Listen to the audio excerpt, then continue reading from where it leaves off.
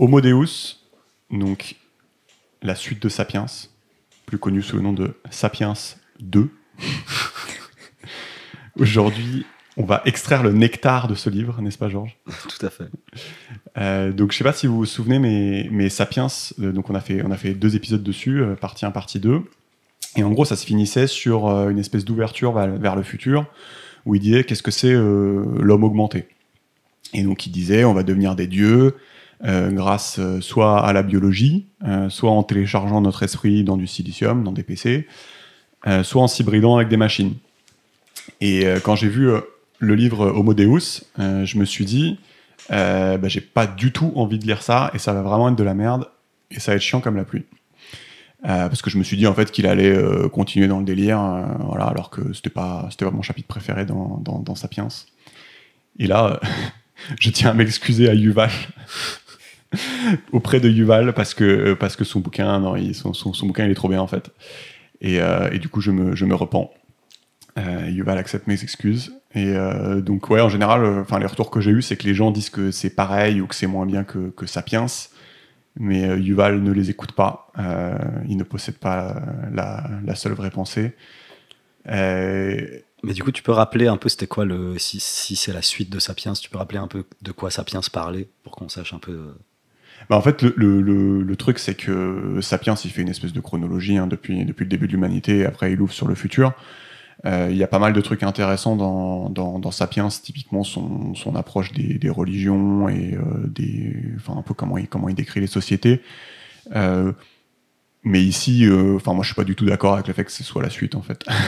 Donc je trouve que c'est un bouquin à part entière où il reprend les concepts, mais que c'est vachement cool. Toi, Agathe, t'avais lu Sapiens ? Alors, il me semble que j'avais lu le premier quart de Sapiens. Ah, d'accord, t'avais pas fini, ok. Je m'étais arrêtée à partir du moment où il y avait sédentarisation. D'accord. Tu vois, je suis vraiment allée au début, mais il y avait des trucs qui m'avaient pas mal intéressée, notamment la question du couple, nucléaire, enfin de la cellule nucléaire, un homme, une femme. Ouais. Et effectivement, il abordait l'hypothèse d'une polygamie. D'une polygamie qui serait intégrée au sein d'un groupe, et je trouvais ce concept assez intéressant. Oui, d'accord, oui, c'est vrai qu'il parle de ça, et d'accord, et ok, donc finalement, ok, parce que Georges, du coup, toi, t'as fait le podcast 1 et 2, ouais. Donc normalement, t'as un peu le livre en tête, ouais. Et donc toi, il te manque normalement ok, ça va être intéressant, justement, parce que s'il te manque un peu du livre Sapiens, ça sera l'occasion de rappeler un peu les histoires un peu particulières de religion dont il parle après. Ok, cool. Donc je vais faire un truc un peu particulier, c'est-à-dire que là en fait vous savez pas de quoi il parle le livre, hein, d'accord. Et ce que je vais faire, c'est que avant de parler du plan du livre, je vais faire l'introduction en fait du bouquin qui s'appelle Nouvel ordre du jour pour l'homme, et après je vous fais le plan du livre en fait. Je trouvais que c'était plus sympa comme ça. Okay. Et tu prévois de parler à un moment de l'auteur ou pas? Jamais, non. Ok, ça marche. Jamais. C'est Yuval, on le connaît. Ouais, parce que on en parlera pas du coup, on en parlera après pour son prochain bouquin. Mais j'avais lu une sorte de portrait de ce mec-là, c'est devenu une star à la suite de ces 2 bouquins qui ont énormément de succès. Ouais. Et en fait, j'ai l'impression que le mec est vachement particulier, il a une vie d'ascète, genre il sort très peu, il a très peu d'amis, il consomme très peu. Je pense que son mode de vie et sa manière de penser et de vivre est intéressante aussi. C'est intéressant, effectivement. Oui, on peut dire 2 mots. Il a un compagnon, il est homosexuel, il a pas d'enfant. Il est malade. Et je crois que tu as déjà fait cette blague-là à l'épisode 1, donc voilà, on se refait pas. Et c'est quelqu'un qui médite beaucoup. Donc effectivement, quand tu dis qu'il a une vie d'ascète, il est vachement dans la méditation, et il est très intéressant dans ses podcasts là-dessus. Donc, mais il fait quoi en fait? C'est un historien, c'est ça? Alors là, tu me poses une colle. Ah. Tu me poses une colle. À part te dire que non, tu me poses une colle. Ok. Je suppose que tu peux regarder sur Wiki. On va demand Google. On peut checker. Ok, donc là on est parti sur l'intro qui s'appelle un nouvel ordre du jour pour l'homme. Et donc ce qu'il raconte, c'est qu'il dit que jusqu'à très récemment, et donc très récemment en fait c'est un clin d'œil dans l'existence d'Homo sapiens qui existe depuis 200 000 ans. Il dit jusqu'à très récemment les principales préoccupations d'Homo sapiens c'était 3 choses, donc la famine, les épidémies et la guerre.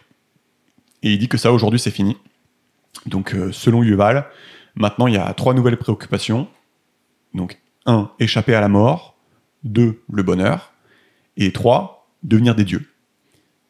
Donc ça, c'est ces 3 nouvelles préoccupations qui remplacent les anciennes. Ça rejoint un peu la pyramide de Maslow et ce qu'il y a eu après, quoi, en mode... Ouais, oui, j'avoue, ça peut être Ouais. une manière d'interpréter le truc, ouais. Genre, J'avais même pas pensé. Et donc, voilà, c'est... Parce que, Ouais, vas-y. si on regarde les trucs d'avant, c'est juste des trucs qui assurent ta survie, finalement, quoi. Oui. Et maintenant, on a passé au-delà de la survie dans une grande partie du globe, et du coup, on a des aspirations un peu plus complexes, quoi. Ouais, ça peut être une manière de le dire. Ensuite, tu vois, ce qui est intéressant, c'est que tu peux aussi envisager, qu'on les a dépassés, mais à quel prix est-ce qu'on les a dépassés? Par exemple, on a réussi à mettre un petit peu fin aux famines, ou en tout cas en Occident. Fin à la fin. Fin à la fin. En Occident, mais c'est du fait de quoi? C'est du fait des pesticides. Donc, de l'usage de pesticides, fongicides, herbicides. Pardon, oui. je vais faire l'écolo bobo de. Ouais, c'est service. ok, tu dis à quel prix, c'est ça C'est ça. Et Ouais. Ouais, bah non, mais... c'est quelque part, c'est une forme aussi d'autodestruction, tu vois. Genre, en tout cas, tu abîmes et ton environnement, et donc, par extension, toi-même. Bah, C'est vrai. ouais, c'est vrai, mais donc peut-être que du coup, de ce fait-là, on va pas échapper à la mort et on va pas devenir des dieux parce que C'est ça. voilà, donc ça c'est effectivement. Mais bon, là, il part du principe que non, c'est vrai qu'il en parle pas. Il part du principe que ça va devenir quoi qu'il arrive. Ok. Mais en gros, on les a dépassés potentiellement momentanément uniquement, quoi. Ouais, c'est Ouais, ça. on pourrait dire Sachant ça. que et très Vas-y. ciblé géographiquement, puisque des famines et des épidémies, t'en as encore Ah, énormément. bah, c'est sûr qu'il y a Par pas. exemple, en ouais. Afrique, tu vois. Oui, c'est sûr qu'il y a des tribus où c'est pas leur c'est pas leur préoccupation principale de devenir des dieux et de devenir immortels. Ouais. Je pense que ça dépend, voilà. Ça dépend des gens. Enfin, ça dépend des cultures, en fait. Et donc justement, en parlant de culture, je vais développer un peu ces 3 points parce que c'est sympa. Pour le premier point, échapper à la mort. Donc il dit pourquoi on meurt. Selon les Igbo du Nigeria, Chukwu, le dieu créateur, voulait initialement que les hommes soient immortels. Il envoya donc un chien pour dire aux hommes qu'à la mort, il fallait saupoudrer le cadavre de cendres pour le rendre à la vie. Mais le yinche a traîné, impatient. Chukwu a envoyé un mouton, mais le mouton s'est embrouillé et il a dit aux hommes d'enterrer leur mort, ce qui a eu pour effet de rendre la mort irréversible. Et donc voilà pourquoi on meurt. Pour les hommes modernes, c'est beau. Hein. Pour les hommes modernes, la mort, c'est plutôt un problème technique. Donc on meurt de quelque chose. Jusqu'à maintenant, la médecine moderne n'a pas vraiment étendu notre durée de vie. C'est ce qu'il dit, c'est que pour l'instant, elle a juste empêché les morts prématurées. Et aujourd'hui, la mort, c'est vu comme un problème technique chez nous. Et donc certains experts pensent qu'on triomphera de la mort en l'an 2200, d'autres parlent de 2100, d'autres 2050, à condition d'avoir en 2050 un portefeuille solide et un corps sain. Et lui, le mot qu'il utilise, c'est amortalité, tout en disant que les amortels seront les gens les plus angoissés de l'histoire, puisqu'ils auront peur de traverser la rue. Ok. Non, mais c'est intéressant cette distinction qu'il fait entre le fait que ça n'a pas augmenté la durée de vie, mais c'est que ça a réduit le nombre de morts prématurées ou je sais pas quoi. Bon, je sais pas s'il s'étend dessus dans le bouquin, Non. mais bref, on va peut-être pas s'étendre du coup, mais enfin, je pense que ça mériterait un peu plus d'être justifié, quoi. Genre, c'est quoi la distinction entre, enfin, en gros, lui, il présuppose qu'on avait une durée de vie définie de genre, je sais pas, disons 120 ans, Ouais, et qu'aujourd'hui, on l'a oui. pas dépassé. Et aujourd'hui, ce qu'on fait, c'est juste de réduire les morts avant 120 ans. C'est ça. Mais tu vois, tu pourrais arguer que notre vie, dire que la vie, c'est 120 ans, c'est un débat, quoi. Tu vois. Ouais, je suis d'accord. Genre, le mec te balance un truc comme ça, tu vois. Je suis d'accord, mais il va en balancer plein des trucs Ouais, comme ça. ouais. Donc, et donc pour développer un peu le droit au bonheur, bon, qui était le deuxième point, il dit le droit de la poursuite du bonheur. Donc le droit de la poursuite du bonheur, c'était ce qui était marqué sur la déclaration d'indépendance des États-Unis, et ça s'est petit à petit transformé en droit au bonheur, en fait. C'est-à-dire que les gens considèrent que l'État leur doit le bonheur. L'État doit le bonheur aux citoyens. Lui, il dit qu'il semble que le bonheur se heurte à un plafond de verre mystérieux qui l'empêche de croître. Et il dit que c'est normal, parce que imaginez un écureuil qui aurait une mutation rare qui lui permet de jouir d'une félicité éternelle après avoir trouvé une noisette, et ben il y aurait plus d'écureuil pendant très longtemps. Ça, c'est l'écureuil dans l'âge de glace. Il passe sa vie à courir après sa noisette. ben c'est vrai, mais c'est tout le contraire de l'écureuil dans l'âge de glace, puisque il se contente pas d'une seule noisette. Non, mais donc tout ça pour dire que ouais, en gros t'es tout le temps en mouvement, quoi. T'es tout le temps en train d'essayer de rechercher des... Mais quand il dit que le bonheur se heurte à un plafond de verre, c'est au niveau individuel ou au niveau collectif? C'est-à-dire que genre, moi, en tant qu'individu, je peux rarement dépasser un certain niveau de bonheur et c'est sinusoïdal. Enfin, parfois, ça se rebaisse, je redeviens malheureux et puis je redeviens heureux.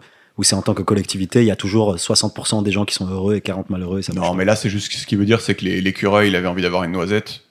Il a sa noisette, il est saucé, mais une fois qu'il l'a eu, ça redescend, tu vois. Oui, d'accord. Donc c'est ça, c'est une espèce de plafond. Ouais, donc il dit juste ça. Ouais. Voilà. Et donc là, il évoque 2 pistes. Il dit, soit on contrôle la biochimie des gens avec des drogues.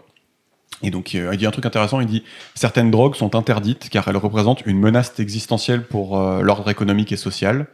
Il est interdit d'être heureux sans, entre guillemets, contribuer. » Voilà. Donc, pensez à l'écureuil qui a trouvé une noisette et puis qui s'en balèque, enfin, c'est pas bon pour l'économie. Donc, il dit que c'est une piste pour expliquer pourquoi ces drogues sont interdites.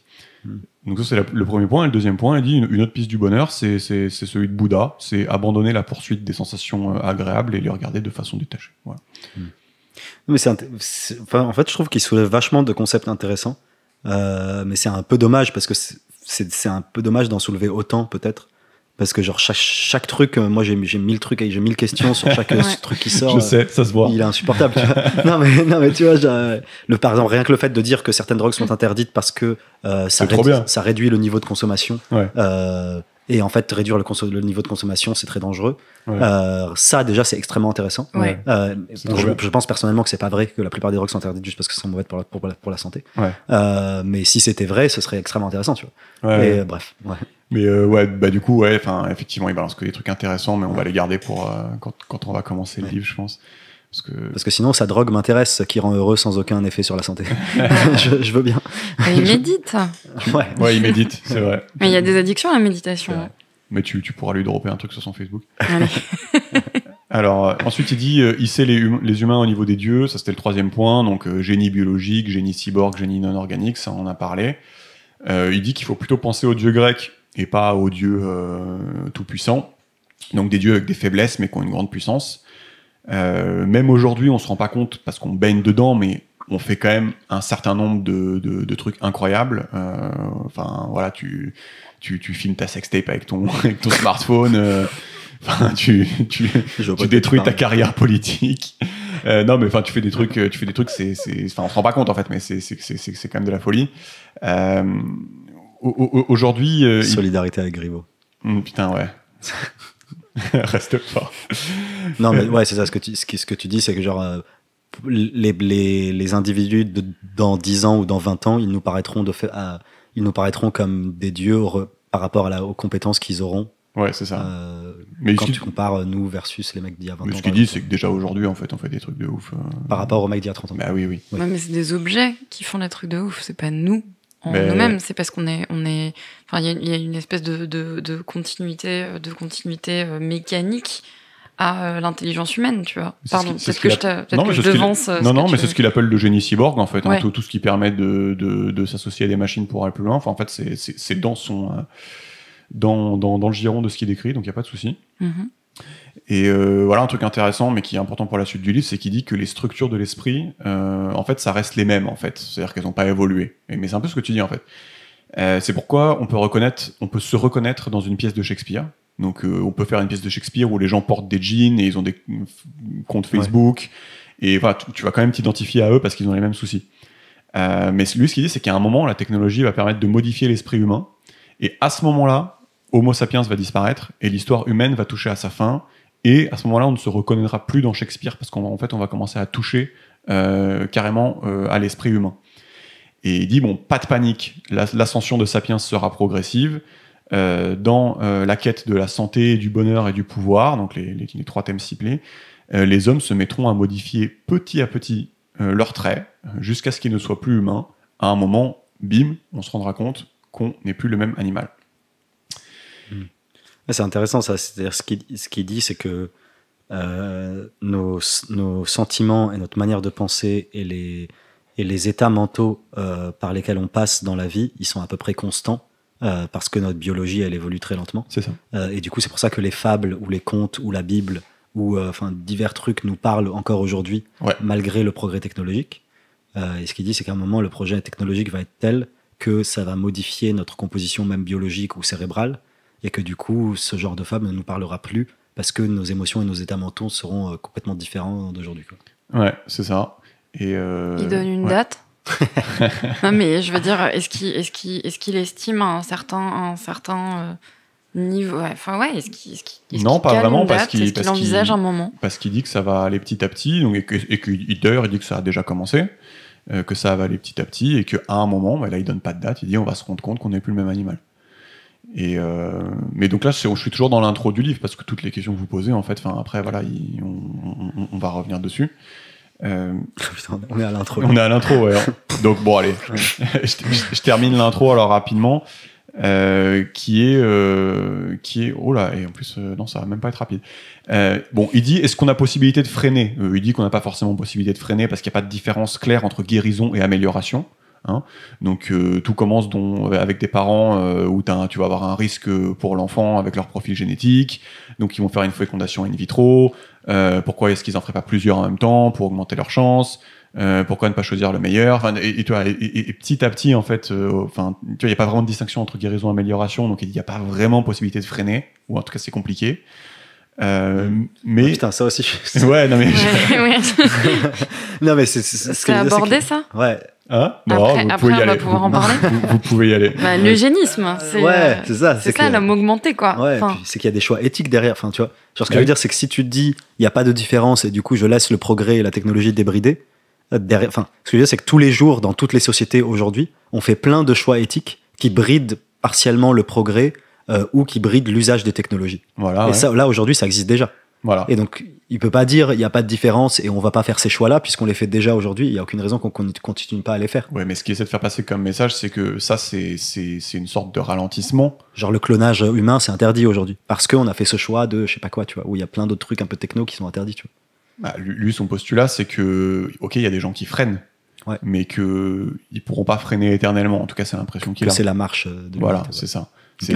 Parce qu'il dit que ça va petit à petit, tu vois. Peu à peu, les digues morales, en fait, elles sautent. Il y a peut-être des... je vais donner l'exemple de l'avortement. Oui. Avant que l'avortement ne soit légalisé en France, je pense que si jamais tu vas avoir une nana du 18e ou du 17e siècle, et tu lui parles d'avortement un peu comme tu veux, de pilules contraceptives, de choses comme ça, je pense qu'effectivement, elle se dira que c'est contre-naturel, en fait, comme...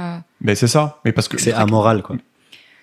Moral ou pas, mais en tout cas contre la nature. En tout cas, pour elle, ça lui semblera être quelque chose qui est pas envisageable parce que ce serait une trop grande modification de l'humain et en l'occurrence de la femme. C'est bien, c'est exactement ce que tu dis et c'est pour ça qu'il dit petit à petit. Parce que tu vois, tu vas pas empêcher les parents dont le profil génétique fait courir un risque à l'enfant de pas faire leur truc. Bien sûr. Et petit à petit, tu vas faire voilà. Et donc c'est un peu le message qu'il veut passer.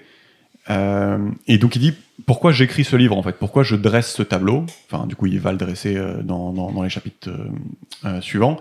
Et en fait il appelle ça le paradoxe de la connaissance du futur. C'est-à-dire que ce tableau n'est pas une prédiction. Pour répondre aussi à ta question Georges, parce que tu disais pourquoi il dit ça. Mais donc ce tableau n'est pas une prédiction, c'est une manière de débattre de ce qu'on veut choisir pour notre futur. Donc il dit c'est pas comme la météo où d'en discuter ça va rien changer. Là au contraire comprendre le passé et essayer de comprendre ce qui peut se passer dans le futur. Ça peut potentiellement nous permettre de changer le futur, en fait. Voilà.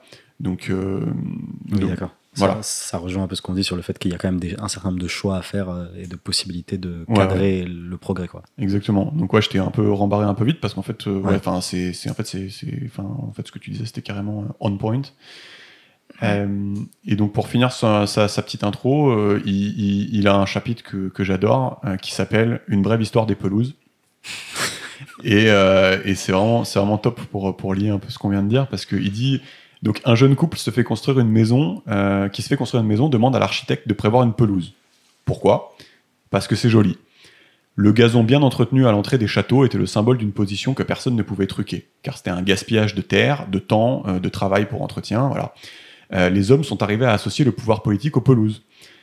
Une pelouse négligée en banlieue, c'est le signe que quelque chose ne va pas chez les voisins. Le gazon est la culture la plus répandue aux USA après le maïs et le blé, donc avec tout ce qui est plantes, engrais, tondeuses, arroseurs, c'est des milliards de dollars chaque année. C'est ouf ça, c'est marrant.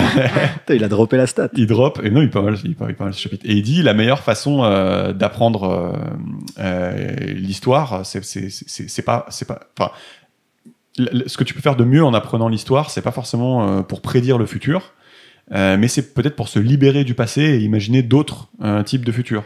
Et donc là, typiquement, je vous ai raconté la brève histoire des pelouses. Et ben peut-être que vous y réfléchirez à 2 fois avant de demander une pelouse. Peut-être pas, mais peut-être. Et donc il dit, bah voilà, c'est voilà, de se poser des questions et de comprendre pourquoi les choses sont comme ça. Finalement, ça peut permettre de réorienter certaines choses. Voilà. Donc prédire que l'humanité va essayer de conquérir bonheur, immortalité et divinité, c'est comme prédire que les gens qui ont une maison vont demander une pelouse. C'est probable, mais si on le dit, on commence à réfléchir à d'autres solutions. Voilà.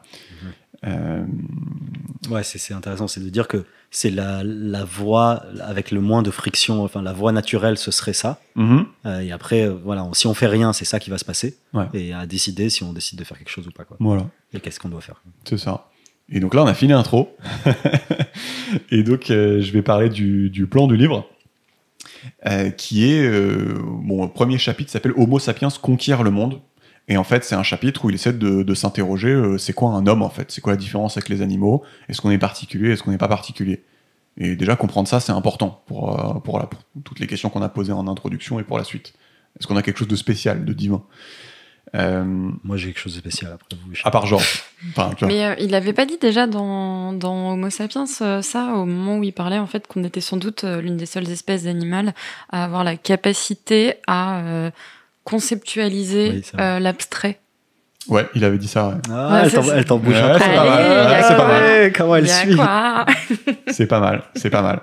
Ben, c'est pas un chapitre qui a vocation à répondre à la question, c'est un chapitre à évoquer plein d'exemples et à faire réfléchir, mais effectivement, ça c'est un des exemples qui peut faire réfléchir. Ouais. Et donc ça c'est le premier chapitre. Le deuxième chapitre, il y a 3 chapitres. Hein. Et le deuxième, ça va être Homo sapiens donne sens au monde. Et donc on se pose la question, mais comment on en est arrivé à croire que les humains sont la source de tout sens et de toute autorité dans l'univers ? Donc c'est ce qu'il appelle la religion de l'humanisme. Voilà. Ce que vous entendez, c'est Agathe qui vapote. Oui, pardon. Non mais ça fait un peu ASMR, donc je pense que ça passe. Et donc ouais, je disais la religion de l'humanisme. Voilà, la religion de l'humanisme. Et la troisième partie, celle qui va mettre tout le monde sur le cul, c'est l'humanisme est-il en danger et qu'est-ce qui pourrait bien venir le remplacer dans le futur ? Donc en gros, il va se demander c'est quoi la religion du futur ? C'est quoi la religion qui va remplacer l'humanisme, qui va détrôner l'homme comme source de tout sens ? Et là, vous êtes pas prêts. Okay. Voilà. Ouais, aussi ça rejoint effectivement ce qu'il disait dans le premier bouquin, que aujourd'hui, il y a une forme de religion de l'individualisme, enfin, tu vois, une partie des gens qui sont religieux ou athées ou agnostiques, enfin bref, qui sont pas très spirituels, en fait, ils ont une autre forme de religion qui est l'individualisme. C'est toute la thèse de Sapiens, c'est qu'en fait, il fait pas forcément... Il appelle ça des religions. Il fait une petite différence, il dit que, ok, s'il y a un dieu, ça s'appelle une religion théiste. Mais en fait, ouais, pour rappel, dans Sapiens, tout système de pensée un peu...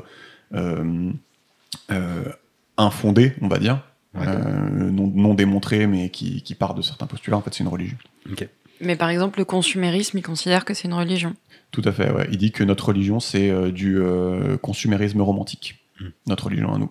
Okay. C'est-à-dire qu'on aime bien consommer des trucs et on aime bien voyager et dire « j'ai eu des nouvelles émotions ». Et on le place au centre de tout. Voilà. Et du coup, ça rejoint ce qu'il dit dans son chapitre où il parle d'humanisme, ou c'est autre chose ? Tu vas voir. Ok. Première partie, Homo sapiens conquiert le monde. Donc, c'est quoi la différence entre nous et les animaux ? Donc, par rapport aux autres animaux, ça fait longtemps que Homo sapiens est devenu Dieu. On est dans une époque qu'on appelle l'Anthropocène, depuis 70 000 ans. Si un jour les aliens regardent la géologie de notre planète, ils vont clairement péter un câble sur notre époque. D'où le terme Anthropocène. Depuis la révolution agricole, on inflige une grande souffrance aux animaux. Comprennent-ils la souffrance ? Lui, ce qu'il dit, c'est qu'ils ont des algorithmes dans leur cerveau, les animaux. Donc, tel un distributeur, dans un distributeur, tu mets une pièce, donc ça c'est l'input, et en sortie, tu vas recevoir un café. Voilà. Et lui, ce qu'il dit, c'est que tu peux assimiler ce que ressentent les animaux, je pense nous inclus, comme des algorithmes. Voilà, c'est par exemple le singe voit des bananes près d'un lion, il va ressentir de la peur et de la faim, ça va s'affronter dans son esprit, et à la fin, il y en a un des deux qui va gagner, et il va faire un choix, est-ce que je vais chercher les bananes près du lion ? Donc ça, c'est voilà. Pour lui, on pourrait considérer que les animaux, c'est juste ce genre de process. Ouais, ça, c'est vachement intéressant parce que les humains aussi, c'est pas mal comme ça. Et c'est pas mal utilisé en tech, tu sais, pour rendre les applications et les interfaces addictives. Ouais. Tu dis que, en fait, ça s'appelle behavioral psychology. Ouais. Et c'est vachement à la mode ces 30 dernières années. Et ça dit que genre, notre comportement est basé sur un jeu de incentive and rewards, de récompenses et de petits éléments qui vont t'encourager, tu vois. Et en gros, tu sais que par exemple, c'est un exemple trivial, tu vois, mais genre, si tu vends un service où il y a 3 plans, le plan bronze, le plan argent, le plan or, si tu veux que le plan argent soit sélectionné le plus de fois, bah tu mets tu mets bronze pas cher du tout et genre or hyper cher. Et tu sais que celui du milieu sera le plus choisi. Ah oui, parce que tu connais l'algorithme des humains. Quoi, exactement. en gros, ouais. Et en fait, il y a plein de trucs comme ça où on connaît un peu la manière dont notre cerveau fonctionne de manière inconsciente et ou irrationnelle. Et du coup, tu joues sur ça. Par exemple, on sait que les variable rewards, les récompenses aléatoires, c'est une des principales causes de l'addiction. Ouais, la slot machine. Ouais, et c'est par exemple les machines à sous. Ouais. C'est pourquoi c'est addictif, c'est extrêmement débile. Tu fais rien, juste appuyer un bouton, etc. Mais c'est addictif parce que tu as une récompense aléatoire. Tu sais pas si tu vas gagner ou pas, et potentiellement tu peux gagner beaucoup, etc. Et en fait, c'est la même chose avec les notifs dans les apps. Ouais, quand tu mets à jour ton feed Facebook, exactement. Tu redemandes de rafraîchir. Exactement. Bah, au-delà du rafraîchir, c'est même les notifs. Ouais. En fait, une notif, c'est une récompense aléatoire. Slot machine. Ouais. Et en fait, chaque fois tu ouvres, tu sais pas combien tu vas avoir de notifs, tu sais pas quelle est la teneur de la notif, etc. etc. C'est pour ça que tu es poussé compulsivement à ouvrir ton truc et à checker les notifs. Bref, et en gros, ça, récompense aléatoire, machin. Ça rejoint ce que tu dis sur les animaux, sur le fait que c'est un peu, t'as des comportements un peu mécaniques, incontrôlés, quoi. Ouais, mais c'est un des thèmes du. Ouais, bon, ok, mais ça va être un des thèmes du chapitre, c'est qu'à chaque fois qu'il va dire un truc sur les animaux, en fait, on va se demander est-ce qu'on est aussi comme ça un peu chez les hommes. Ouais. Et là, clairement, c'est un hyper bon exemple, puisque oui, c'est clairement un algorithme humain, ce que tu cites. Ouais. Et en fait, quand tu conditionnes l'environnement ou l'interface, une interface, c'est un environnement en fait, mais virtuel. Quand tu conditionnes l'environnement, tu conditionnes le comportement.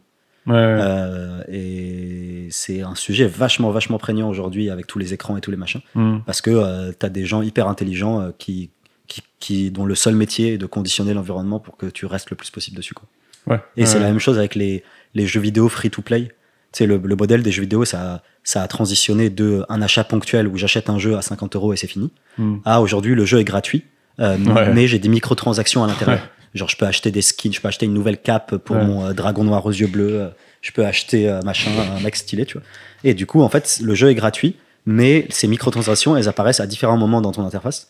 Et en fait, du coup, maintenant, ce qui va déterminer le plus le nombre de microtransactions, c'est le nombre d'heures que tu passes sur le jeu. Donc, en gros, avant, le paradigme de monétisation, c'était les achats ponctuels, c'est-à-dire je veux faire le jeu le plus stylé possible pour que le plus de personnes l'achètent. Aujourd'hui, le paradigme de monétisation, c'est je veux faire le jeu le plus addictif possible pour que les gens restent le plus longtemps dessus, pour que je puisse leur pousser des microtransactions. Et ça, du coup, comment tu fais pour que le jeu soit addictif? Comment tu fais pour leur pousser des microtransactions? À quel moment? C'est beaucoup de psychologie et de design cognitif. Et d'analyse de data aussi. Et d'analyse de data. Et du coup, c'est très très bien fait pour exploiter un peu les failles de ton esprit. Bon, ben voilà. Et donc effectivement, donc c'est un des algos humains. Non, c'est flippant parce qu'en ce moment, justement, j'ai un jeu complètement con sur mon téléphone portable. C'est quoi? C'est un jeu de meuf. Enfin non, c'est pas un jeu de meuf, mais c'est un jeu de fringues où en gros tu dois saper des... Non, je te jure, c'est la honte. Dis le nom. En gros, ça s'appelle Covette. Et en fait, en gros, t'es obligé... La Covette. La Covette, ouais. En gros, tu dois saper des petites meufs avec des fringues et du coup, tous les jours, tu gagnes 500 pièces, enfin $500. Et donc, en gros, genre, tu peux les dépenser en fringues. Et il faut que tu fasses des petits défis. Et bien évidemment, on vote. Ah, mais on est des chimpanzés. Effectivement, j'ai dépensé vraiment sans déconner. Allez. J'ai dépensé de la thune et c'est marrant que tu cites en fait les jeux ultra à la pointe qu'on vendait à l'époque parce que justement quand je joue à ce jeu-là, je me pose la question, je me dis est-ce que là j'en suis arrivé à avoir dépensé autant d'argent que j'aurais pu dépenser pour le dernier GTA ou pour un truc comme ça, tu vois. Et j'ai dépassé, je crois. Et t'as dépassé. Ouais, c'est chaud. Et en plus c'est vraiment un jeu de merde, quoi. Elle a claqué sur Covet. Voilà. Elle a acheté des mini-jupes virtuelles. Exactement, ou des bots, des trucs.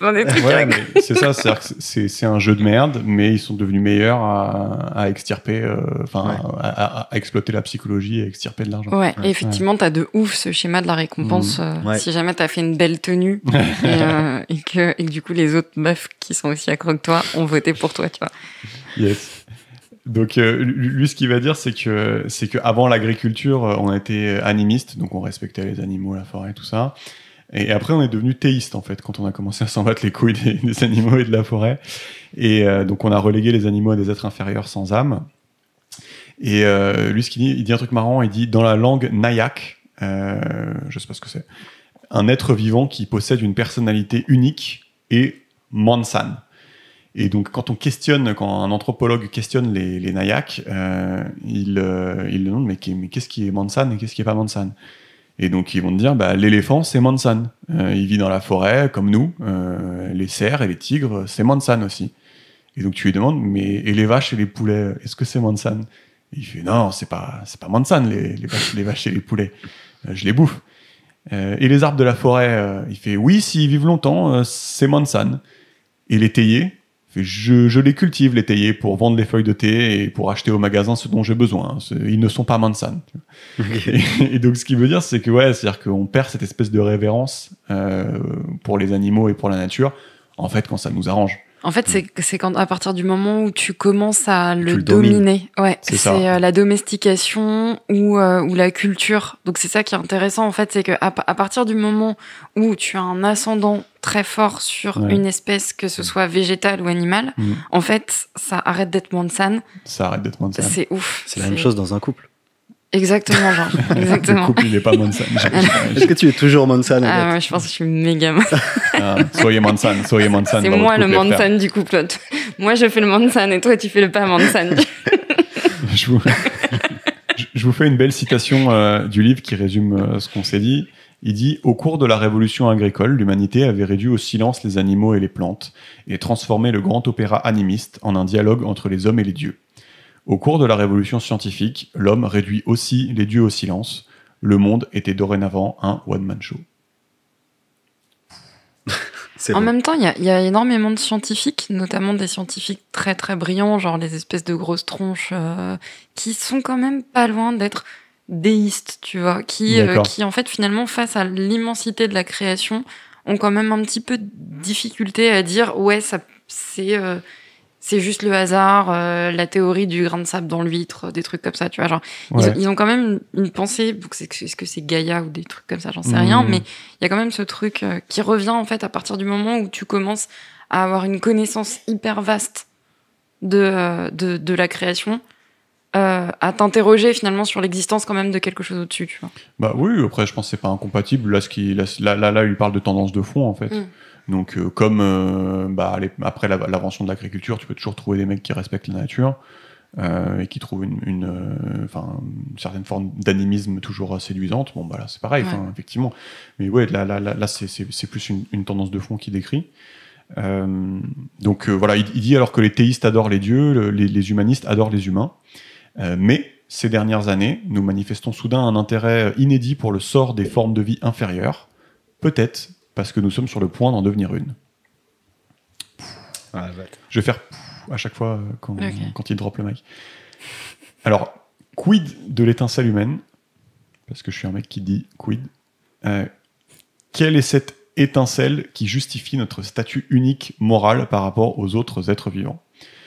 Au début, on croyait en l'âme éternelle, mais les découvertes scientifiques les plus récentes sembleraient remettre en cause ce postulat. Pourquoi la théorie de l'évolution provoque-t-elle de semblables objections? Parce que si vous comprenez la théorie de l'évolution, vous comprenez que Homo sapiens n'a pas d'âme. On pourrait objecter que les âmes sont apparues un beau jour dans la plénitude de leur gloire, mais quel était ce jour? Et d'ailleurs, la théorie de Descartes était que seuls les humains sentent ou désirent. Les animaux sont des automates stupides, comme un ordinateur ou un distributeur. Et d'ailleurs, ce petit bâtard, ce qu'il faisait, c'est qu'il disséquait des chiens vivants pour observer le fonctionnement de leurs organes internes, sans anesthésie ni scrupule. Descartes, ce petit bâtard, c'était quand même pas... non ? Ouais. Bah, tu vois, j'ai Non, moi je le juge. Non, mais oui, c'est ça. J'ai Moi, je toujours le du juge. mal avec les trucs où tu juges d'autres époques, tu vois. Parce que les valeurs morales, je pense que dans 50 ans, on jugera notre génération d'aujourd'hui, les mecs qui bouffent de la viande. Parce qu'on mange de la viande. Ouais, oui. non, mais Bah tu vois, oui, oui. on les jugera. Non, mais on dira. On détruira les statues. Non, mais tu vois, non, Mais ouais, oui. exactement. On dira, Moi, je on vais- dira les mecs sont atroces d'aller au domac, Mais oui. bouffer des trucs, des trucs qui sont abattus de manière atroce à la chaîne, qui vivent dans 1 Mais mètre oui. carré et qui se chient dessus. On trouvera ça scandaleux, tu vois. Et du coup, je ne peux pas me permettre de juger Descartes parce que je vais au domac, tu vois. Ouais. Genre, Je pense que c'est une bonne approche. Mais Bah, sachant qu'en plus, à cette époque, peut-être que ça s'était un petit peu détendu, mais pendant extrêmement longtemps, en fait, on n'a pas pu observer les organes humains, tout simplement parce que l'Église l'interdisait et que du coup, c'était méga faute. ils étaient curieux, quoi. Ah, mais ouais, et en fait, le truc, c'est qu'ils pouvaient pas le faire parce que comme le corps de l'homme est sacré, puisque Dieu a créé l'homme à son image, en fait, tu pouvais pas disséquer l'homme, tu pouvais absolument rien faire. il reste Et plus en que fait, la femme. Peut-être, bah ouais, mais bon. Ça C'était va, le on va pas commencer là-dessus. Hein. Non. Non, mais donc du coup, effectivement, t'as ce truc où peut-être que Descartes, alors je veux pas le défendre parce que bon, moi j'aime bien les C'était chiens. un bâtard curieux. Mais ouais, C'est ce que tu dis. c'était un bâtard C'était curieux un et en bâtard fait, c'était curieux. peut-être parce qu'il avait rien d'autre à disséquer, miskin. Fair enough. Alors, comment se fait-il que lorsque des milliards de signaux électriques circulent dans le cerveau, il en résulte un esprit qui se dit « je suis un cerveau » alors que quand il y a un embouteillage sur la route, ou des molécules d'eau qui forment un nuage, ou des gens qui vendent des actions qui mènent à une crise, il n'y a pas de grand esprit de Wall Street qui se dit « je suis en crise ». Voilà. Et donc, ce qu'il dit, c'est qu'en fait, on n'en sait rien. Et ça, petite parenthèse, c'est ce qu'on appelle le problème difficile de la conscience. Donc, vous pouvez chercher comme Hard Problem of Consciousness, parce qu'en français, j'imagine que ça n'existe pas, ces trucs, sur Google. Et donc, on ne sait absolument pas pourquoi ça fait un effet d'être moi, tu vois. C'est-à-dire pourquoi on a une capacité de recul sur notre Pourquoi toi, tu conscience. te dis, t'as une conscience, pourquoi tu te dis, je suis Georges, et pourquoi il y a un état qui fait que tu te sens toi. Parce que si tu construis un PC, un ordi, une intelligence artificielle, à aucun moment il va se dire moi je suis moi. Oui, j'ai Voilà. compris. Et ben en fait on n'en sait rien.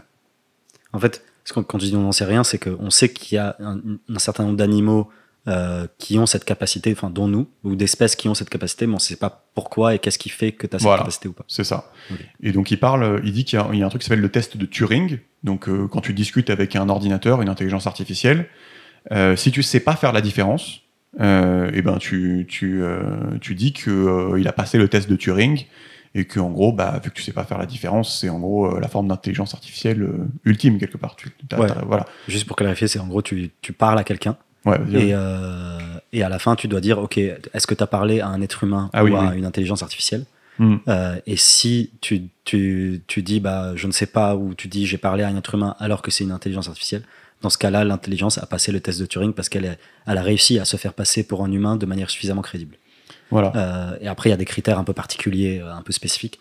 Mais en gros, ça, c'est un peu de passer le test de Turing de manière fiable, répétée, régulière. C'est un peu le Graal De l'IA. Enfin, un des Graals de l'IA, tu vois. D'accord. De dire, genre, en toutes circonstances, quelle que soit la question qu'on te pose, Ouais. tu arrives à te faire passer pour un humain, tu vois. Mais Et ça progresse vachement. Il y a des tests tous les ans, je crois. ouais, mais lui, ce qu'il dit, en fait, c'est qu'en fait, quelque part, même si c'est cool pour l'IA, en fait, on s'en Oui. fout parce que, elle est pas consciente, en fait, si tu veux. Donc, ça, Oui. ça nous aide pas, en fait, Oui. à résoudre le problème.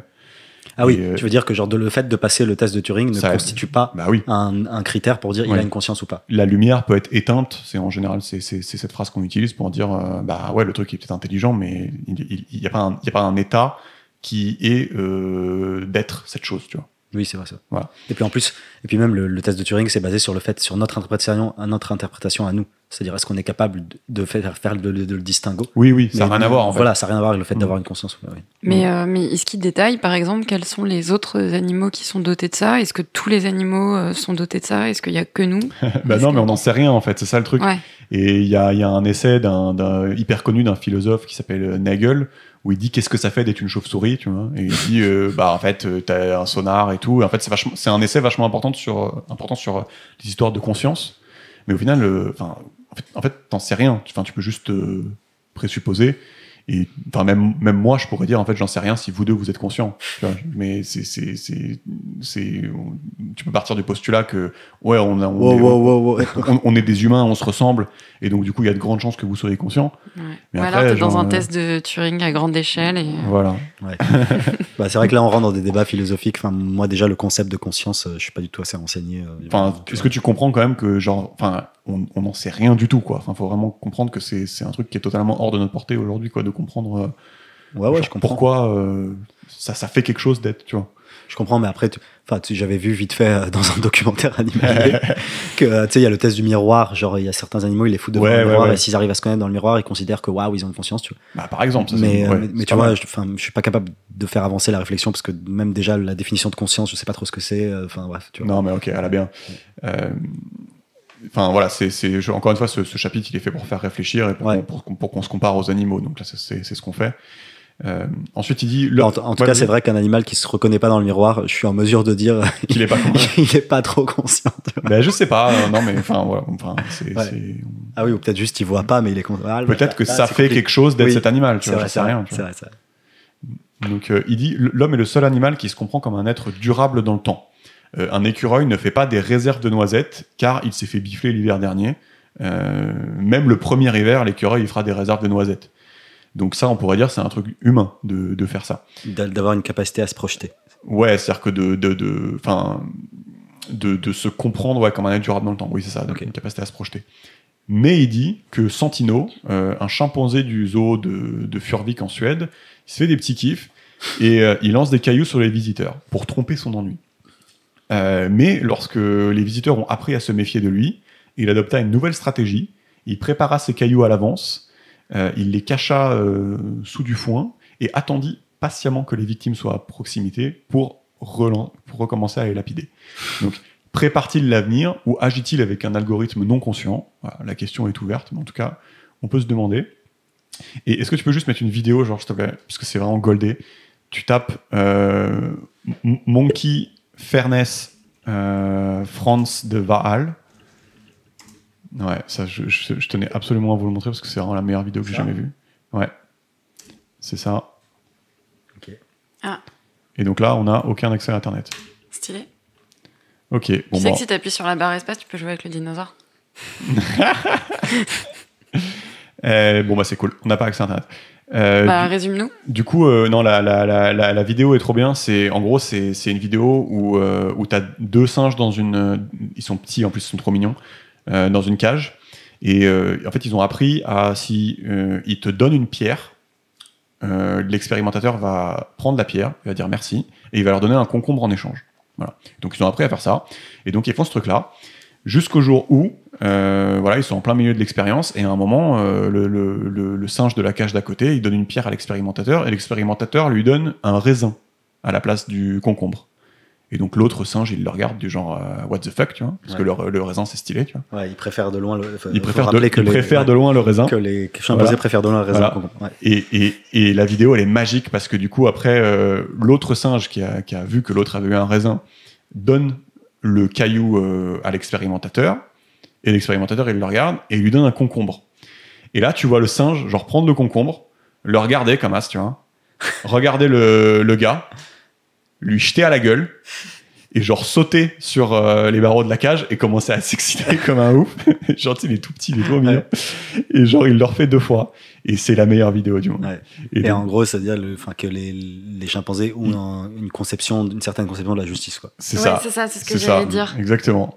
Et voilà, c'est ça. Et donc en plus d'être drôle, c'est que tu te rends compte que ils ont vraiment une conception de la justice, de s'être fait entuber, enfin voilà. Ouais. Et donc ça contribue à se poser la question, voilà. Mais du coup ça veut dire que le petit singe qui pète un câble parce qu'il a des concombres, il a aussi une vraie conscience de lui-même au sens où il considère son copain comme son père, et donc son père PAIR, ouais. et donc il comprend pas pourquoi quand un type de son espèce donne un caillou, il reçoit un raisin, et que lui qui est de la même espèce, qui appartient à la même espèce, quand il donne peut-être. Il comprend app. Voilà, donc ouais, je pense qu'on peut. Bon, voilà, il dit le facteur crucial de notre dominance, c'est le fait qu'on puisse coopérer de façon souple. On peut réinventer les systèmes, pas comme les abeilles, et on peut coopérer en masse, donc souple et en masse, donc pas comme les chimpanzés et les éléphants. Ça veut dire quoi, souple? Bah, c'est-à-dire que tu peux réinventer tes systèmes, t'adapter à l'environnement. Donc pas comme les abeilles, tu vois, où tu fais tout le temps la même chose. Tu peux te dire, bah, il s'est passé ça, du coup je vais changer. Voilà. Ouais, c'est genre c'est lié à la capacité d'adaptation assez forte, quoi. Et rapide. C'est ça. Donc il y a ça, souple et en masse, donc pas comme les chimpanzés et les éléphants. Et il dit que si on n'avait pas pu faire ça, on serait encore à fendre du silex. Et c'est cette capacité concrète, plutôt qu'une âme éternelle ou une forme unique de conscience, qui explique notre domination. Et donc ça met fin à la troisième partie, qui était de se questionner, à la première partie, qui était de se questionner sur la différence entre les animaux et nous. Attends, je voudrais revenir sur un truc que tu avais dit au début. Vas-y. Tu disais qu'on commençait à s'intéresser à la souffrance animale et aux animaux en règle générale et à la conscience animale, parce qu'on était nous-mêmes une espèce qui était prochainement en danger. Est-ce qu'il détaille ça? Quel est ce danger qui nous menace? Bah ça c'est le troisième chapitre, mais on en a parlé en introduction, c'est quand il dit que en fait on va plus être Homo sapiens, on va être autre chose. Donc on va plus se reconnaître dans Shakespeare avec des jeans ou avec Facebook. Non, on va plus tous se reconnaître dans Shakespeare. Et donc en fait cette nouvelle étape qui est après Homo sapiens, ça risque d'être quelque chose de tellement supérieur à Homo sapiens que en gros le gap entre animaux et Homo sapiens, ça risque d'être du même ordre de grandeur, voire plus grand, entre Homo sapiens et ce nouveau truc, quoi, tu vois. En fait, ce sera nous le chaînon manquant entre les animaux et Homo super sapiens. Bah, c'est-à-dire que la différence entre nous et le Homo super sapiens, elle risque d'être aussi grande, voire plus grande que celle entre les animaux et nous. Tu vois. D'accord. Voilà. Et donc, c'est ça qu'il disait tout à l'heure. Et du coup, ouais, donc juste pour finir, le premier chapitre, c'était donc voilà, quelle est la différence entre nous et les animaux. Est-ce qu'il y en a une et quelle est-elle? Quelles sont-elles? Et en gros, ce qu'il dit, c'est qu'il y a un certain nombre de... la doxa commune, c'est de se dire, voilà, nous, on est dotés de conscience et d'autres non. Et en fait, ce qu'il dit, c'est que c'est pas spécialement vrai parce que déjà, on a du mal à savoir qu'est-ce qui caractérise la conscience. C'est ça. Et de deux, ce qu'il dit, c'est ce qui nous différencie, c'est simplement une capacité d'adaptation, de collaboration molle, en gros. Et c'est quoi le deuxième truc? Souple et en masse. Voilà, une capacité de collaboration souple et en masse, en partie liée à la taille et à la complexité de notre cerveau. En fait, c'est ce truc principalement. Donc un cerveau grand et dense et complexe, avec des fonctionnalités que d'autres n'ont pas, qui fait qu'on peut collaborer de manière souple et massive, qui fait qu'on est différent des animaux. Voilà, mais je pense que ce qui est surtout intéressant dans le chapitre, c'est que t'as un espèce de dogme qui est de se dire qu'on est spécial, qu'on est spéciaux. Ouais. Et là, avec un peu tous les exemples qu'il donne, bah, ça permet de remettre ça un peu en perspective et de prendre du recul sur le truc. Et c'est intéressant pour la suite parce que du coup, tu vas pas partir de ce postulat que oui, mais non, l'humanisme c'est bien parce qu'on est unique, tu vois. Bah après, de fait, on est quand même. Tu vois ce que je veux dire? On n'est pas moins. À ce moment-là, on n'est pas moins unique qu'un tigre. Que les tigres. Tu vois, ils sont. Les tigres sont tout aussi uniques. Oui, je vois ce que tu vois ce que je veux dire? Au sens où, on est unique, mais finalement, chaque espèce est unique. Tu pourrais dire ça. Donc voilà, maintenant, si tu veux, c'est intéressant ce qu'il fait. Il nous fait nous poser des questions sur un truc qu'on considère un peu comme acquis, quoi. Oui, je vois. Non, je trouve le questionnement intéressant. Mais après, la conclusion... pour moi, la conclusion, ça rejoint le questionnement, ça rejoint ce que les gens pensaient à la base, qui est qu'on est quand même un peu particulier et un peu plus évolué, quoi. Oui, mais c'est ce que je comprends. Non, mais ce que Agathe dit, c'est que les autres animaux, ils pourraient être particuliers dans un autre sens aussi. Oui, donc, c'est vrai, ça. Voilà. Bah après, ça aussi. Mais ça, les gens le savent aussi. Toi, t'es tout nu à quatre pattes dans la jungle du Bengale, t'attrapes air, tu vois. Alors que le tigre, il fait la masse de trucs. Alors que le tigre, il est stylé. Oui, mais ce que je veux dire, c'est que ça les gens le savent déjà. Que le guépard, il va à 80 km/h, nous, non, trop stylé le guépard, tu vois. Mais donc ça, on sait que chaque espèce a des caractéristiques. Je sais pas si les gens le savent déjà, parce que t'as un peu quand même cette notion-là d'humanisme, que l'homme est doté d'une âme, d'une conscience, et qu'il a quelque chose de ultra spécial. D'accord. Tu vois, c'est là il est quand même en train de remettre en question un truc qui est pas tant une pensée de niche que ça, je pense. Ok. Je sais pas s'il remet en question, en tout cas il pose des questions dessus. Oui, c'est vrai ça. Donc la deuxième partie, c'était ce qui était Homo sapiens donne sens au monde, donc ce qui est lié à l'humanisme. Donc voilà, il va dire que les animaux vivent dans une réalité double. Donc réalité double dans le sens où la réalité peut être objective ou subjective. Si elle est objective, la pierre est là, par exemple. Enfin, la pierre est là, quoi. Si elle est subjective, c'est j'ai mal. Donc voilà, ça va être tout ce qui est animaux. Et les humains vivent dans une réalité triple, selon lui. Donc il y a objectif, subjectif. Donc on retrouve les mêmes éléments que chez les animaux. Mais il y a aussi intersubjectif. Donc typiquement, l'argent, les États, les sociétés, c'est imaginaire, mais t'es bien obligé de jouer le jeu si tout le monde joue le jeu, sinon t'es dans la merde. Voilà. Donc t'es obligé de jouer avec cette intersubjectivité. Et donc, il dit qu'on attribue à des entités imaginaires la construction ou le contrôle de choses. On va dire les USA ont produit la première bombe nucléaire, Google fabrique la voiture autonome. Avant, c'était Pharaon qui fabriquait les barrages pour contrôler le Nil, c'était lui qui fabriquait les pyramides. Il y a une petite histoire sympa pour illustrer ça. Il dit, en 1940, quand les nazis envahirent la France, bon nombre de juifs tentèrent de fuir vers le sud et avaient besoin de visa pour aller en Espagne et Portugal. Et un certain Aristide de Sousa Mendes, consul portugais de Bordeaux, bien qu'ayant interdiction de délivrer des visas, prit son tampon et en distribua des milliers avant de s'écrouler de fatigue. Il fut responsable de la plus vaste opération de sauvetage conduite par un seul individu au cours de l'Holocauste. Les officiels s'en foutaient du sort des humains, mais ils avaient un grand respect pour les papiers tamponnés. Autre exemple, les frontières africaines, tracées par des bureaucrates européens, qui ne respectent ni les peuples ni la géographie. D'ailleurs, ils n'y avaient jamais mis les pieds. Mais la réalité, aujourd'hui, s'est heurtée à la bureaucratie, et c'est la réalité qui a dû céder. Donc on a gardé les frontières telles qu'elles sont. Voilà.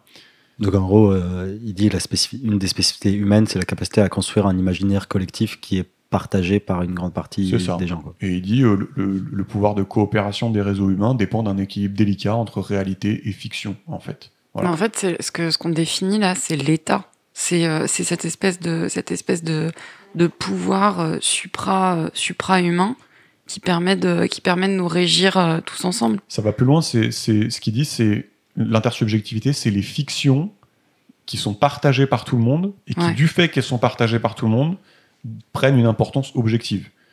Tu peux te dire, je m'en fous de l'argent, mais tu vas pas aller loin dans la vie, quoi. Clairement. Voilà.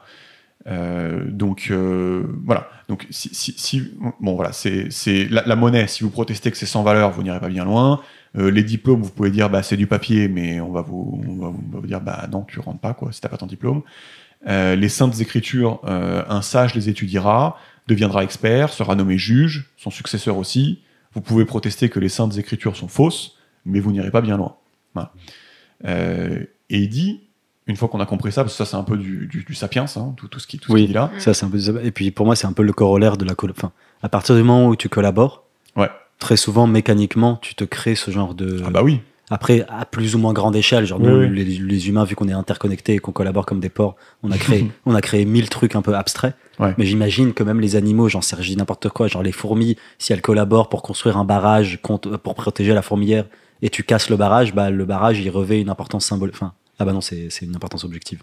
Donc ça marche pas. Ouais, putain, Yuval. Ouais, Yuval, il essaie de détrôner Yuval. J'essaie de détrôner Yuval. Attention. Il m'a mindfuck. Attention, subtilité, parce qu'une fois qu'on a dit ça, en fait, il rappelle que ce sont des systèmes de coopération fictifs, mais attention aussi quand ils servent des intérêts fictifs. Tu vois, il va te dire, un mollah musulman te dira, le système marche très bien, il y a 1,5 milliard de musulmans dans le monde, et jamais autant de personnes n'ont étudié le Coran. Donc il va être ultra saucé, alors que on peut quand même s'interroger sur l'intérêt objectif de ces résultats, tu vois. Voilà. C'est attention aux intérêts fictifs. Donc pareil, il dit, un dignitaire égyptien en moins 2500 va dire, on n'a jamais construit autant de pyramides, et il va avoir un big smile et il va être ultra saucé, alors qu'on peut s'interroger sur le fait que est-ce que c'est stylé de construire des pyramides. Voilà. Donc attention à la subtilité de servir des intérêts fictifs. Voilà. Et ouais, mais c'est intéressant parce que c'est quand même compliqué, quoi, je trouve, ce qu'il dit. Ouais. Genre, tu vois la différence entre un intérêt objectif, par exemple, un intérêt subjectif et un intérêt le troisième truc là, intersubjectif. Intersubjectif. Genre, genre, je pense que il y a moyen de se masturber un peu dessus, quoi. Mais de ouf, Genre- de ouf. Moi, je t'avoue que là, j'ai encore du mal à comprendre les différences entre les trois, en fait. Donc, Ouais. c'est... Enfin, ouais, parce qu'en fait, le troisième truc, pour moi, genre, objectif, c'est un truc qui est partagé par 100% des gens. Ouais. Parce que de fait, c'est la réalité des choses. C'est ça. Genre, Ouais. La pierre est là. C'est Voilà, ça. cette Ouais. table est Ouais. en bois. Ouais. Subjectif, c'est que c'est sujet à interprétation, c'est-à-dire que il y a, en fonction de la personne que tu interroges, tu peux avoir une probabilité pas négligeable d'avoir des réponses différentes. Ouais. Et après, intersubjective, c'est que c'est partagé par une proportion extrêmement grande des gens, C'est ça. mais c'est néanmoins pas une réalité Bah, c'est-à-dire que objective des choses. Si personne n'y croit, Ouais. en fait, ça disparaît. Oui, mais le truc, c'est que cette table est en bois. Si Ouais. personne n'y croit, Elle est ça quand même en disparaît. bois. Bah, Bah, elle existe. Ah, là, Elle vous est. allez, là, vous allez loin. Si Non, personne... elle est, mais elle est. Par contre, on peut discuter du Oui. fait qu'elle Non, est en mais bois. attendez, Mais, la mais putain on de peut pas table, elle est en discuter de bois, l'existence de la quoi table. qu'il arrive, que Non, vous mais- y croyez ou pas. Non, mais on débat pas. Enfin, oui, la table, effectivement, tu peux pas. Voilà, donc oui. Ben, non, mais voilà. Enfin, après, ok, c'est peut-être qu'on peut se masturber dessus. oui. Mais On est quand pas- même, la table, elle est quand même en bois, quoi qu'il arrive. Tu vois. Je sais pas. Raccrochons-nous aux branches, quand même. Donc, Ok. parce qu'après, ça monte encore en style. Hein. Là, il aborde un thème bien sympa qu'il appelle le couple dépareillé, et c'est la science comparée au mythe. Et il dit, voilà, contrairement au mythe, donc Dieu aide ceux qui cèdent, les antibiotiques, eux, ils aident tout court.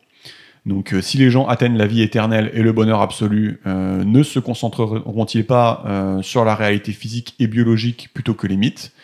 Et ben voilà, lui ce qu'il dit, c'est que le risque, c'est que les gens remodèlent la réalité au gré de leur fiction favorite. Et donc là, il va développer. Une belle citation, il dit « Nous croyons toujours à la vérité, les superstitions, c'est les croyances des autres. » Donc là, on retrouve la définition du livre Sapiens. Donc il dit « La religion est un récit conférant une légitimité surhumaine aux lois, normes et valeurs humaines. Pas besoin de Dieu pour avoir une religion. » Donc il dit que quand il y a des dieux, on appelle ça une religion théiste.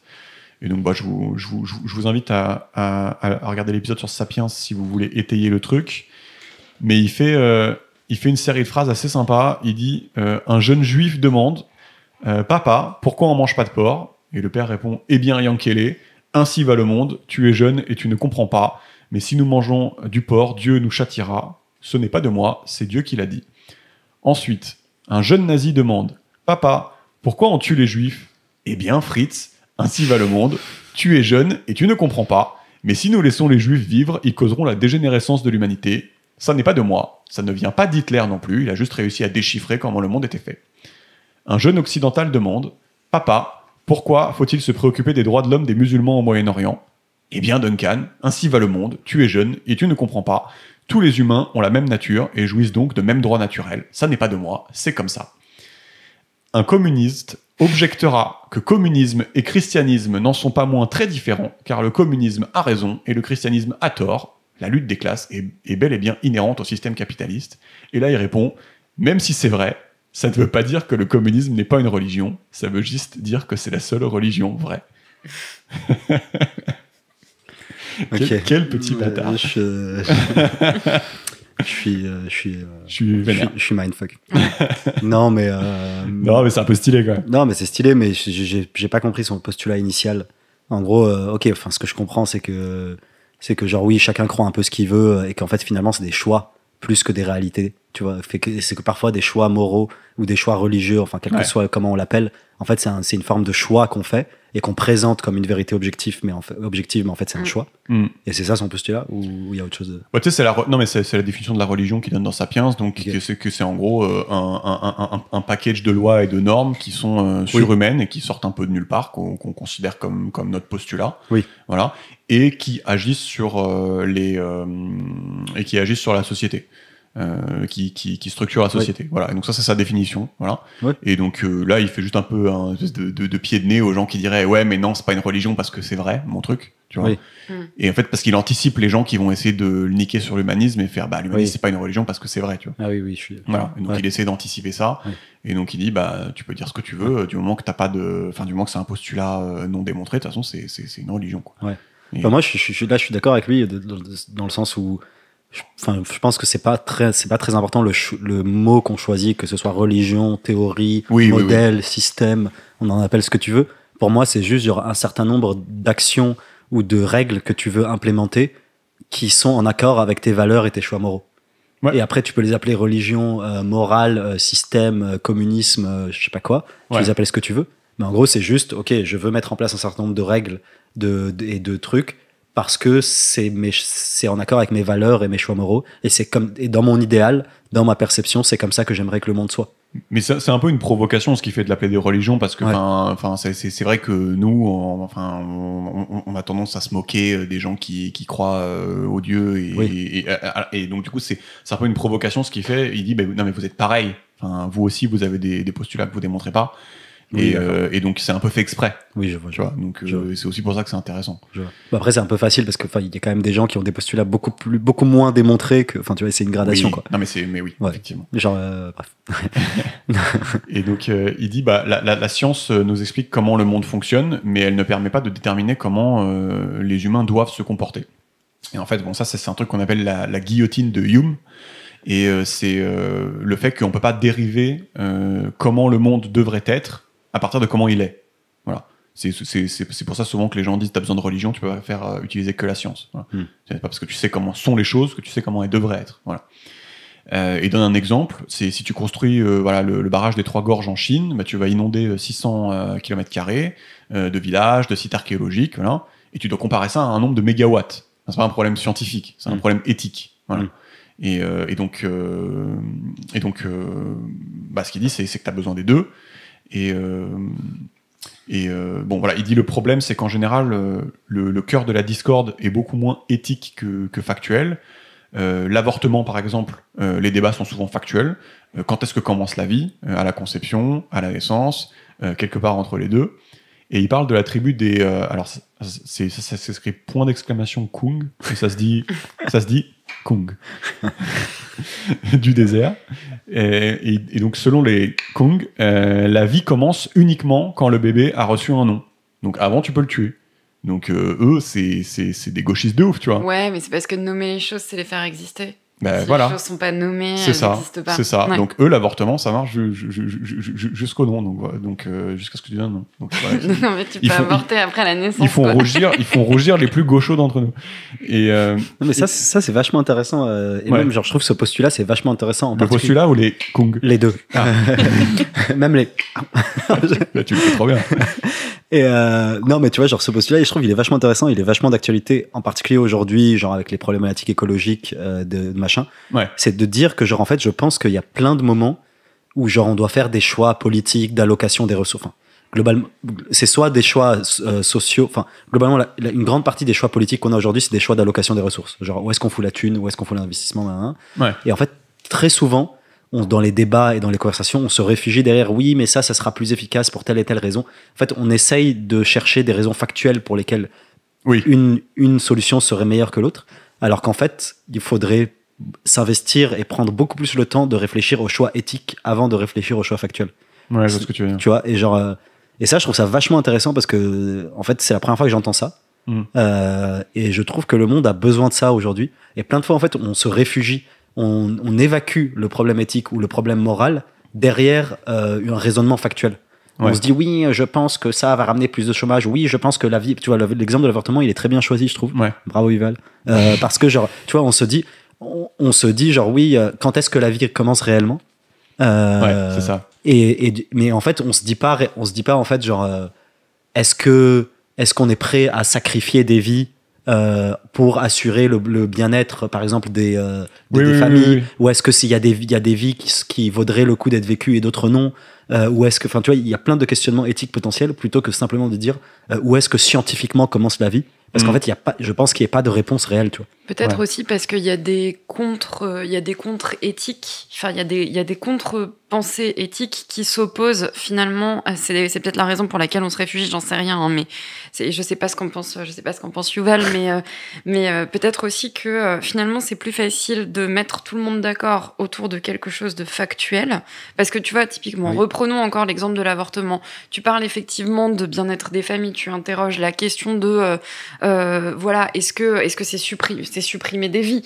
Et tu vois, moi par exemple qui par exemple suis très pro avortement, est-ce que si jamais je te réponds mais oui, mais en fait le droit à chacun de disposer de son corps, le droit à chaque femme de disposer d'avoir ce choix là, d'avoir le droit de choisir comme toi tu l'as, là tu vas me dire effectivement éthiquement ça se tient aussi, tu vois, enfin ça te semble légitime. Et donc peut-être pour essayer de concilier un peu tout ça, on se retrouve autour d'une table pour discuter de choses factuelles, parce qu'en fait on parle de la réalité et non pas de ce que chacun ressent. Et donc je pense que ça manque dans ce monde, peut-être en partie, mais en même temps, c'est l'éthique selon Georges, l'éthique selon Agathe, l'éthique selon Alexa. Tu vois, on n'a pas tous exactement, même si on vient du même milieu, même si on vient du même continent, même si on a reçu à peu de choses près la même éducation, on a quand même un socle de valeurs morales qui est mouvant. J'ai peut-être pas forcément la totalité des mêmes valeurs qu'Alexa ou que toi, Georges. Ouais, mais je suis d'accord, mais c'est pour ça, je suis d'accord que c'est potentiellement plus dur de trouver un consensus sur des choses éthiques ou morales que sur des choses factuelles ou pseudo-factuelles surtout. Mais justement, c'est que c'est une forme de paresse en fait. Mais on devrait être capable d'en parler. On passerait notre vie à débattre. Regarde les comités éthiques, il y en a plein des comités éthiques par exemple sur la question de la peine de mort. Tu vois, regarde, exactement, très bon exemple, Agathe. La peine de mort. Vincent, comment il s'appelait ? Vincent Lambert. Il était infirmier. Il a eu un très grave accident. Il est devenu légume état de mort cérébrale. Sa mère, hyper chrétienne, s'opposait à l'arrêt des soins. L'euthanasie en fait plutôt que la peine de mort, c'est ça que tu veux dire. Oui, j'ai dit la peine de mort, l'euthanasie. Il s'opposait, sa mère, qui est très chrétienne, et une partie de sa famille s'opposait à ce qu'on mette fin à ses soins, comme le prévoit aujourd'hui le système français. Donc c'est juste de l'arrêt d'alimentation. On n'est pas du tout sur des trucs d'euthanasie comme on peut l'avoir par exemple en Belgique ou en Suisse. Et sa femme, elle, qui luttait, disait mais en fait c'est inhumain de laisser cette personne vivre dans une enveloppe, c'est hyper avilissant pour lui, c'était pas du tout comme ça qu'il était. Et tu vois, genre voilà, et finalement ce qui s'est passé c'est qu'il y a eu plusieurs comités, je crois qu'il est mort finalement. Ils ont réussi, enfin sa femme a réussi à le faire, à faire arrêter l'alimentation, mais il y avait des comités éthiques qui se montaient genre hyper souvent à chaque fois, enfin ça a été un embroglio juridique de malade et tout, ils sont passés par la Cour européenne des droits de l'homme et plein de trucs, et en fait au final genre aucun comité n'a été en mesure de donner une réponse, parce que tu avais et le ressenti donc de cette femme, la mère, qui, elle, disait, mais en fait, à partir du moment où il y a son enveloppe, à partir du moment où il continue de respirer naturellement, de s'alimenter naturellement, de faire tout ça, il est vivant. Et sa femme qui disait, mais en fait, à partir du moment où son cerveau ne fonctionne plus, c'est qu'il est mort. Enfin, fonctionne plus, c'est-à-dire, on revient finalement à la question de l'âme et de la conscience. Est-ce que... C'est-à-dire que, enfin, lui, il donne un peu son, enfin, c'est ce que vous avez essayé de faire un petit peu, mais c'est-à-dire qu'il donne un petit peu le cheminement. L'exemple qu'il donne, c'est quand on dit il faut respecter les commandements de Dieu. Donc ça, c'est de la religion. Dieu a ordonné aux hommes de s'abstenir des pratiques homosexuelles. Donc, arrêter les pratiques homosexuelles. Voilà, ça c'est on va dire un raisonnement religieux, sauf que par exemple, tu pourrais inclure dedans que les scientifiques auraient beaucoup de choses à dire sur qui a écrit les livres du Lévitique et du Deutéronome, qui sont les livres qui mentionnent ce qu'il faut faire avec les pratiques homosexuelles. Donc c'est là où tu peux avoir, enfin en gros il dit que la religion c'est éthique, mais que en pratique parfois ils essayent de balancer quelques énoncés factuels dedans. Tu vois, où la science pourrait avoir certaines choses à redire. Voilà. Donc, lui, ce qu'il dit, c'est que, bon voilà, en gros, la religion peut parfois essayer d'empiéter sur le job des scientifiques, quoi. La religion recherche l'ordre et la science recherche le pouvoir. Et toutes les deux, en fait, le font passer avant la vérité. Il est donc bien plus exact de parler de l'histoire moderne comme un deal, lui dit, entre la science et une religion particulière, l'humanisme. Et donc c'est ce qu'il va appeler l'alliance moderne. Et donc, ce deal peut se résumer à... donc, ce deal entre l'humanisme et la science, donc ça peut se résumer à... Les hommes acceptent de perdre du sens si, en échange, ils peuvent gagner du pouvoir. D'accord ? Donc, avant, quand il y avait une épidémie, on disait c'est le grand ordre du cosmos qui l'a voulu ainsi. Aujourd'hui, on pense que non, rien n'a de sens. Qu'on est, Aujourd'hui, on achète du PQ. Là. C'est de la faute des pangolins. Voilà. On dit qu'on est là par hasard et que l'épidémie, c'est la faute de quelqu'un, exactement. Et que c'est un problème qui aurait pu être évité. Voilà. Donc on gagne du pouvoir, mais on perd du sens. Parce que voilà, on est obligé de dire que, enfin, d'enlever toute cette partie divine et toute cette mystification du problème. Voilà. Et donc, lui, ce qu'il va expliquer, c'est qu'avant, les religions traditionnelles devaient faire avec un gâteau constant. Donc, tout le monde avait à peu près les mêmes choses à se partager. Il faut faire de la charité. Ou alors, tu peux promettre un gâteau plus grand dans l'au-delà. Mais aujourd'hui, les responsables modernes, en fait, ils insistent sur le fait que qu'on a de la croissance et donc qu'on pourra consommer plus, qu'on pourra être plus sans consommer moins, on n'est pas obligé de prendre aux uns pour donner aux autres. C'est un autre postulat, c'est-à-dire que la science nous affranchit en fait de devoir raisonner avec un gâteau constant en fait.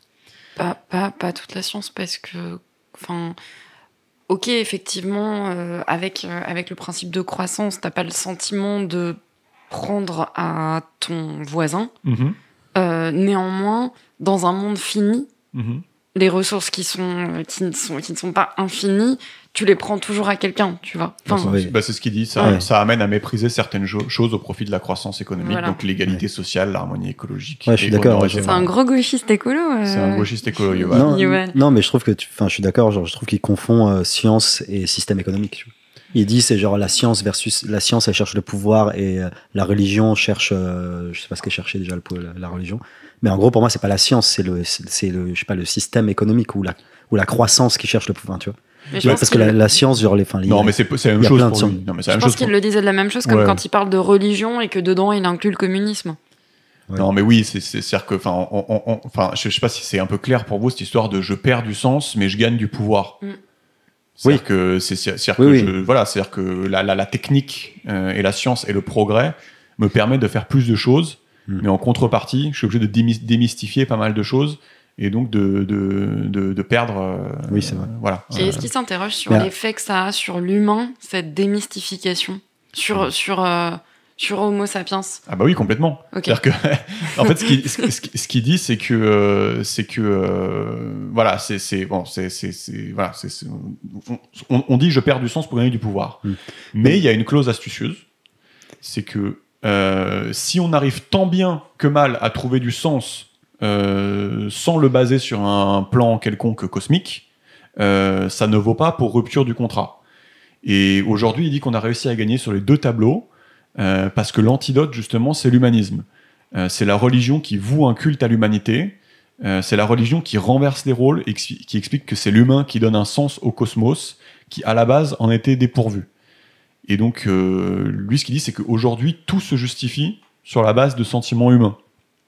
Donc, l'adultère, c'est plus un dieu qui va te l'interdire, mais on va demander aux gens, mais qu'est-ce que tu as ressenti dans cette affaire ? Qu'est-ce qu'ont ressenti les enfants, le conjoint, la conjointe ? La Gay Pride en Israël, il y a un grand moment de communion parce que pour la première fois toutes les religions sont d'accord, mais elles disent pas que c'est Dieu qui l'interdit. Elles disent que cette Gay Pride va heurter leur sensibilité, tu vois. Enfin, la Gay Pride en Israël sans les Palestiniens quand même, on le rappelle. on a eu le droit de ça. Les Palestiniens gays, ils sont pas hal. Donc, mais ça marche quand même, c'est-à-dire que ils sont quand même en communion religieuse. Ouais, ils sont en communion par la distance, quoi, derrière les barrages. Ils sont pas en esprit, quoi. Ils sont là, ouais. De loin. On soutient, quoi. De loin. Non, mais tu vois ce que je veux dire ou pas ? Oui, je vois le postulat, mais il a mal choisi sa ville, on va dire. Ok, le truc, c'est qu'il est israélien. Charlie Hebdo, les critiques ne disaient pas qu'ils avaient désobéi à Dieu, mais qu'ils avaient blessé la sensibilité de millions de musulmans. Voilà. Donc lui il dit c'est ça qu'on appelle le progrès. Toyota fait la voiture idéale, si personne l'achète c'est de la merde. Les animaux sont traités de manière hardcore. Tout dépend de combien le consommateur a envie de payer pour pas les traiter de manière hardcore. Voilà. Et donc, pour lui, l'antidote à cette espèce de deal bizarre, c'est l'humanisme, justement. Mais je comprends et je trouve ça intéressant. Mais aussi, tu vois, quand on est dans cette transition de genre religion plus ou moins mystique et abstraite à religion humanisme, ouais.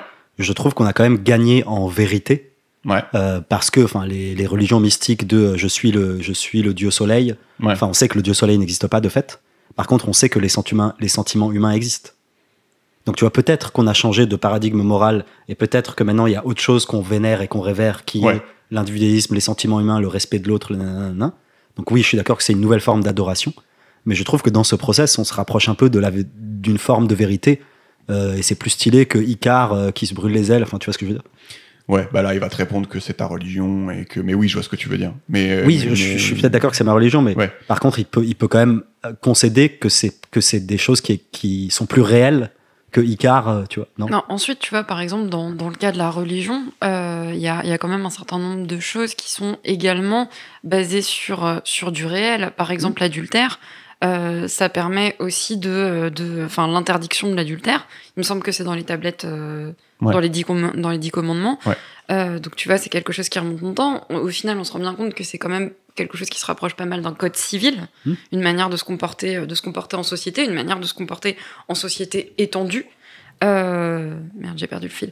Et donc au final, tu vois, genre, il se base quand même sur des choses qui sont existantes. C'est nous qui, finalement, calquons sur des choses existantes une nouvelle réalité, une nouvelle religion. Parce que, par exemple, quand tu dis, oui, il y a 2000 ans, même plus, 3000 ans, t'avais déjà pas le droit de tromper ta meuf. Si aujourd'hui, tu calques le truc de et comment tu l'as vécu alors, vraiment, et les enfants, comment ça s'est passé, quelque part, tu calques sur un interdit qui est millénaire, un nouveau paradigme, mais finalement, le truc reste le même, tu vois. Enfin, je sais pas si je suis claire. Non, je comprends. Je vois ce que tu veux dire. C'est que tu dis que potentiellement, il y avait des règles religieuses qui sont identiques aujourd'hui. Et qui sont également basées sur de la réalité. Et finalement, genre, c'est pas parce que c'est pas Moïse qui allait au sommet de la montagne pour récupérer des tablettes sur lesquelles ça s'était gravé que finalement, ces règles, elles existent pas et qu'elles sont pas non plus basées sur du réel. Tu vois ce que je veux dire? Non, je comprends, mais tu vois, mais je trouve que les religions anciennes, ou les religions au sens usuel du terme, elles justifient leurs règles par des choses qui sont quand même relativement fausses ou non démontrées. Qui est que Dieu va te châtier, Dieu machin, alors que ce qui est démontré, c'est qu'on se fait bouffer par des vers, tu vois, et qu'il y a pas d'âme. Non, mais alors que la nouvelle religion qui dit que oui, la religion c'est l'individualisme et le bonheur et le bien-être de soi-même et d'autrui, c'est quand même des choses qui sont démontrées. Enfin, c'est démontré qu'on existe, c'est démontré qu'on a des sentiments. Tu vois ce que je veux dire?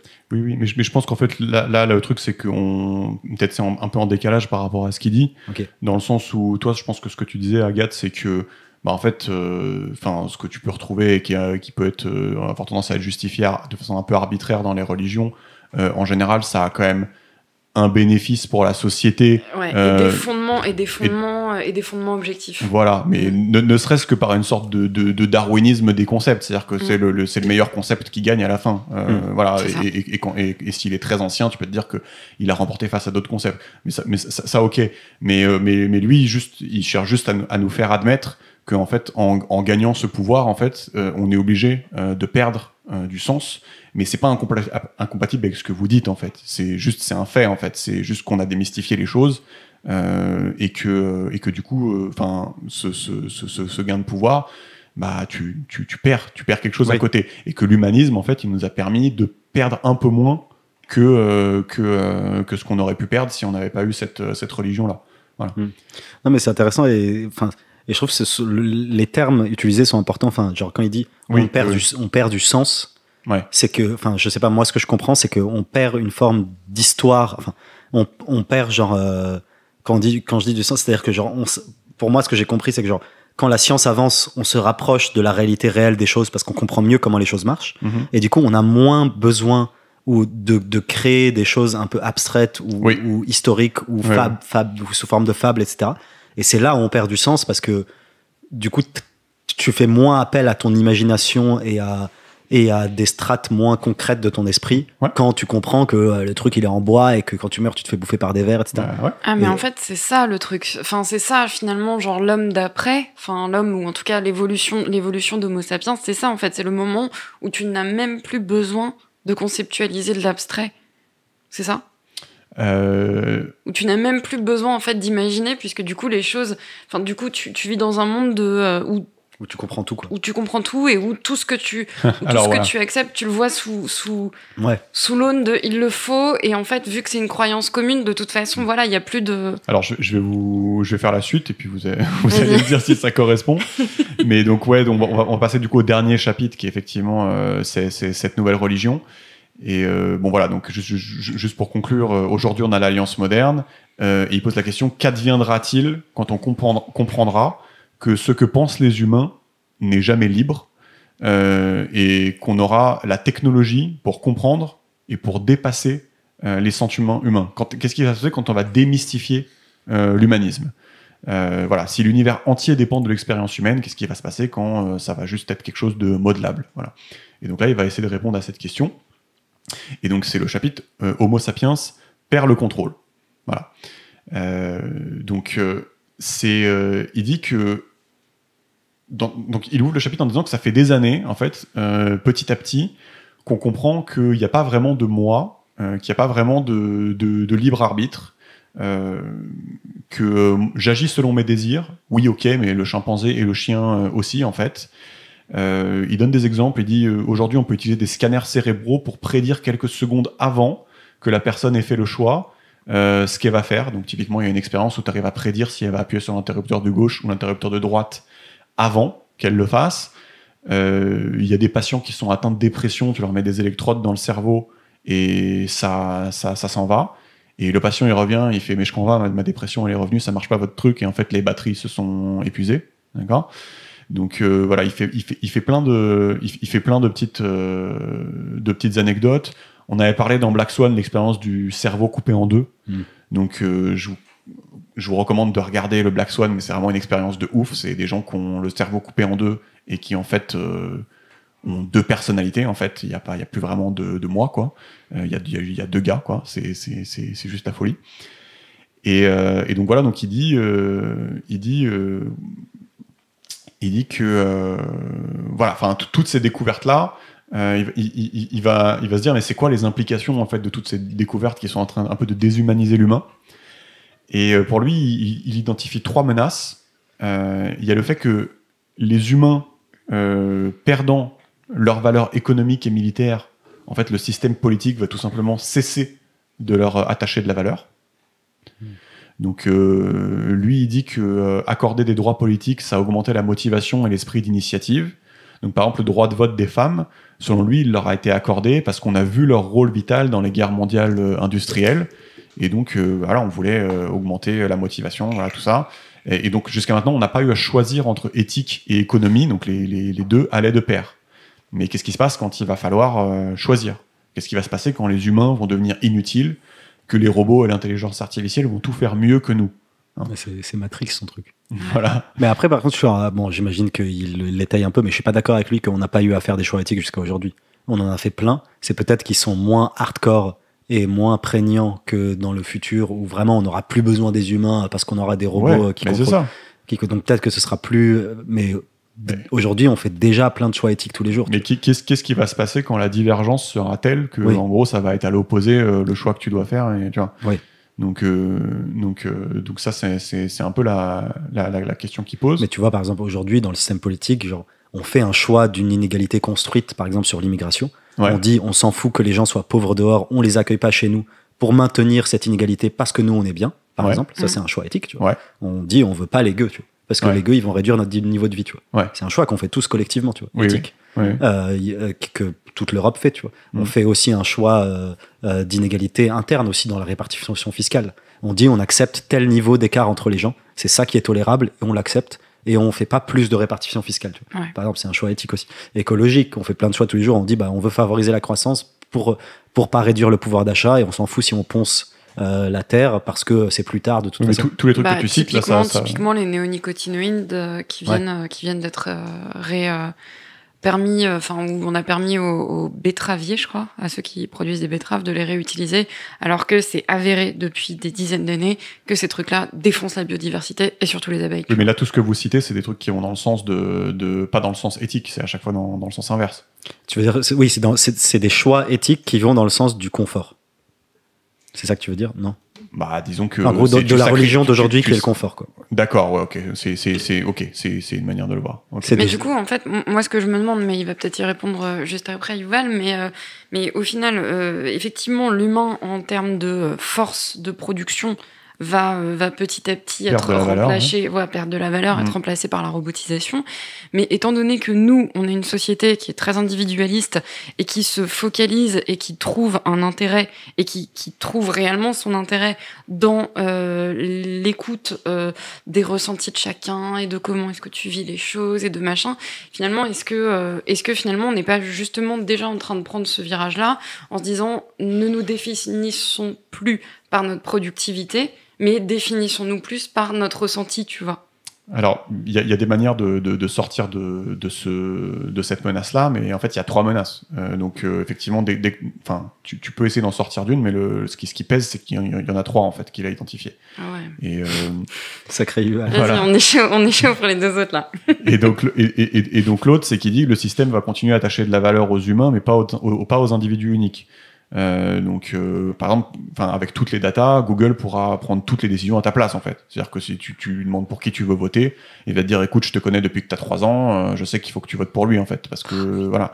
Ok, là, il t'a peut-être vénère parce que ton daron était bûcheron, il a insulté les bûcherons, mais en fait, non, vote pour lui, tu vois. Fais pas ton chimpanzé, il est mieux pour toi. Voilà. Et lui, ce qu'il dit, c'est qu'il n'y a qu'un pas de l'oracle souverain. C'est-à-dire que Waze nous indique le chemin le moins embouteillé, mais il n'y a qu'un pas jusqu'à ce qu'ils nous disent. Ils disent à la moitié de la population de prendre la route A et à la moitié de la population de prendre la route B parce qu'ils veulent réorganiser le truc, tu vois. Donc il y a aussi ce point-là. Et le dernier point qui dit qui est l'autre menace, c'est que le système continuera à attacher de la valeur aux individus uniques, mais ce sera uniquement pour une élite de la population, donc des sortes de surhommes entraînés.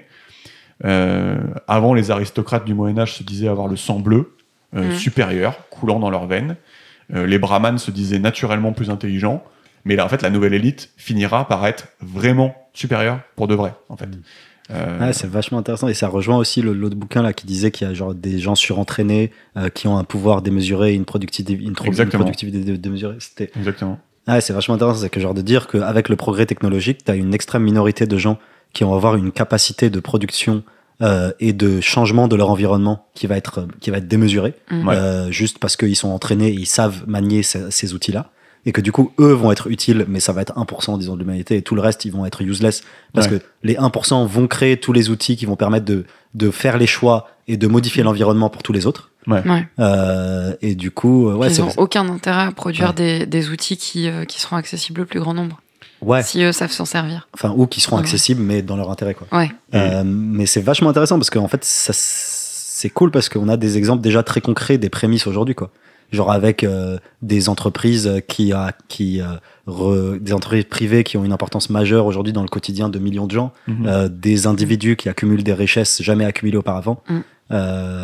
Enfin, tu vois, on a déjà des trucs où, enfin, on peut s'imaginer assez facilement ce futur-là, quoi. Enfin, non, mais pour faire des choses, regarde Bill Gates. Il a réussi à éradiquer, en filant de la thune à l'OMS, en blindant de thune l'OMS, il a réussi à éradiquer la polio en Afrique.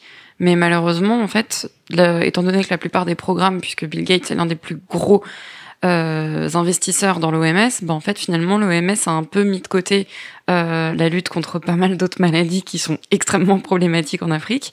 Et donc, finalement, il est là aussi ton choix moral, tu vois. Ton choix éthique. C'est-à-dire, tu veux dire que c'est lui qui fait les choix Là, pour le coup, en l'occurrence, c'est lui qui l'a fait. Puisqu'il donnait de l'argent sous réserve qu'effectivement, c'était intégré dans des programmes contre la polio. Alors, c'est cool. Le mec a éradiqué la polio. Mais pas le palu, pas la maladie du sommeil, pas plein de maladies, tu vois. Mais alors, là, lui, il va aller plus loin parce que, ce qu'il dit, c'est que contrairement à aujourd'hui, en fait, aujourd'hui, il y a encore un petit intérêt quand même à ce que les élites règlent les problèmes des plus pauvres. Parce que ils sont militairement, économiquement vitaux. Alors que lui, ce qu'il dit, c'est que dans le futur, la stratégie la plus efficace, ça pourrait être tout simplement de se débarrasser de ce qu'il appelle les voitures de 3e classe et de foncer avec les voitures de première. C'est-à-dire que si t'as plus besoin en fait du tout des gens et que les robots et l'intelligence artificielle font tout mieux qu'une certaine classe de la population, ça peut être potentiellement très dangereux en fait. Voilà. Oui. Donc ça c'est la troisième menace. Et là, tu reviendrais pratiquement à une espèce d'animalité, finalement, puisque ces gens-là sont inutiles. Est-ce qu'ils méritent de vivre ? Non, mais c'est ce qu'il disait au début, c'est qu'à un moment, quand tu vas franchir un gap, tu risques de laisser Homo sapiens derrière. Voilà. Et donc là, la question qu'il pose, c'est ils se demandent quelles religions vont émerger pour combler le vide que laissera la disparition de l'humanisme. Et donc, avant d'essayer de vous faire deviner, il y a 2 religions qui sont candidates en fait pour combler le vide. Et il y a la première qui est le truc basique, quoi, en gros, qui va donner, et la deuxième où vous n'êtes pas prêt, quoi.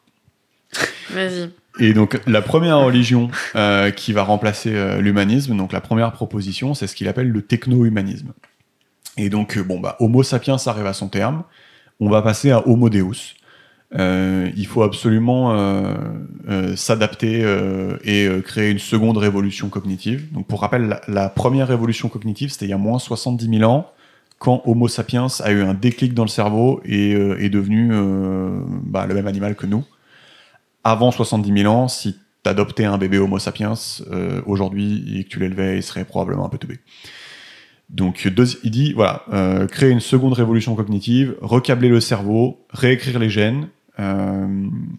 C'est marrant parce que ça rejoint pas mal ce que Elon Musk fait avec Neuralink là. Je sais pas si t'as entendu parler de ça. Ouais, tu peux expliquer un peu. En gros, Elon Musk il fait plein de trucs, mais il y a un des trucs qu'il fait, c'est qu'il a fondé, c'est une boîte qui s'appelle Neuralink, qui c'est des implants. C'est une interface en gros cerveau-ordinateur. Donc là, il y a déjà des applications concrètes ils font des tests réguliers sur les animaux et même sur les hommes.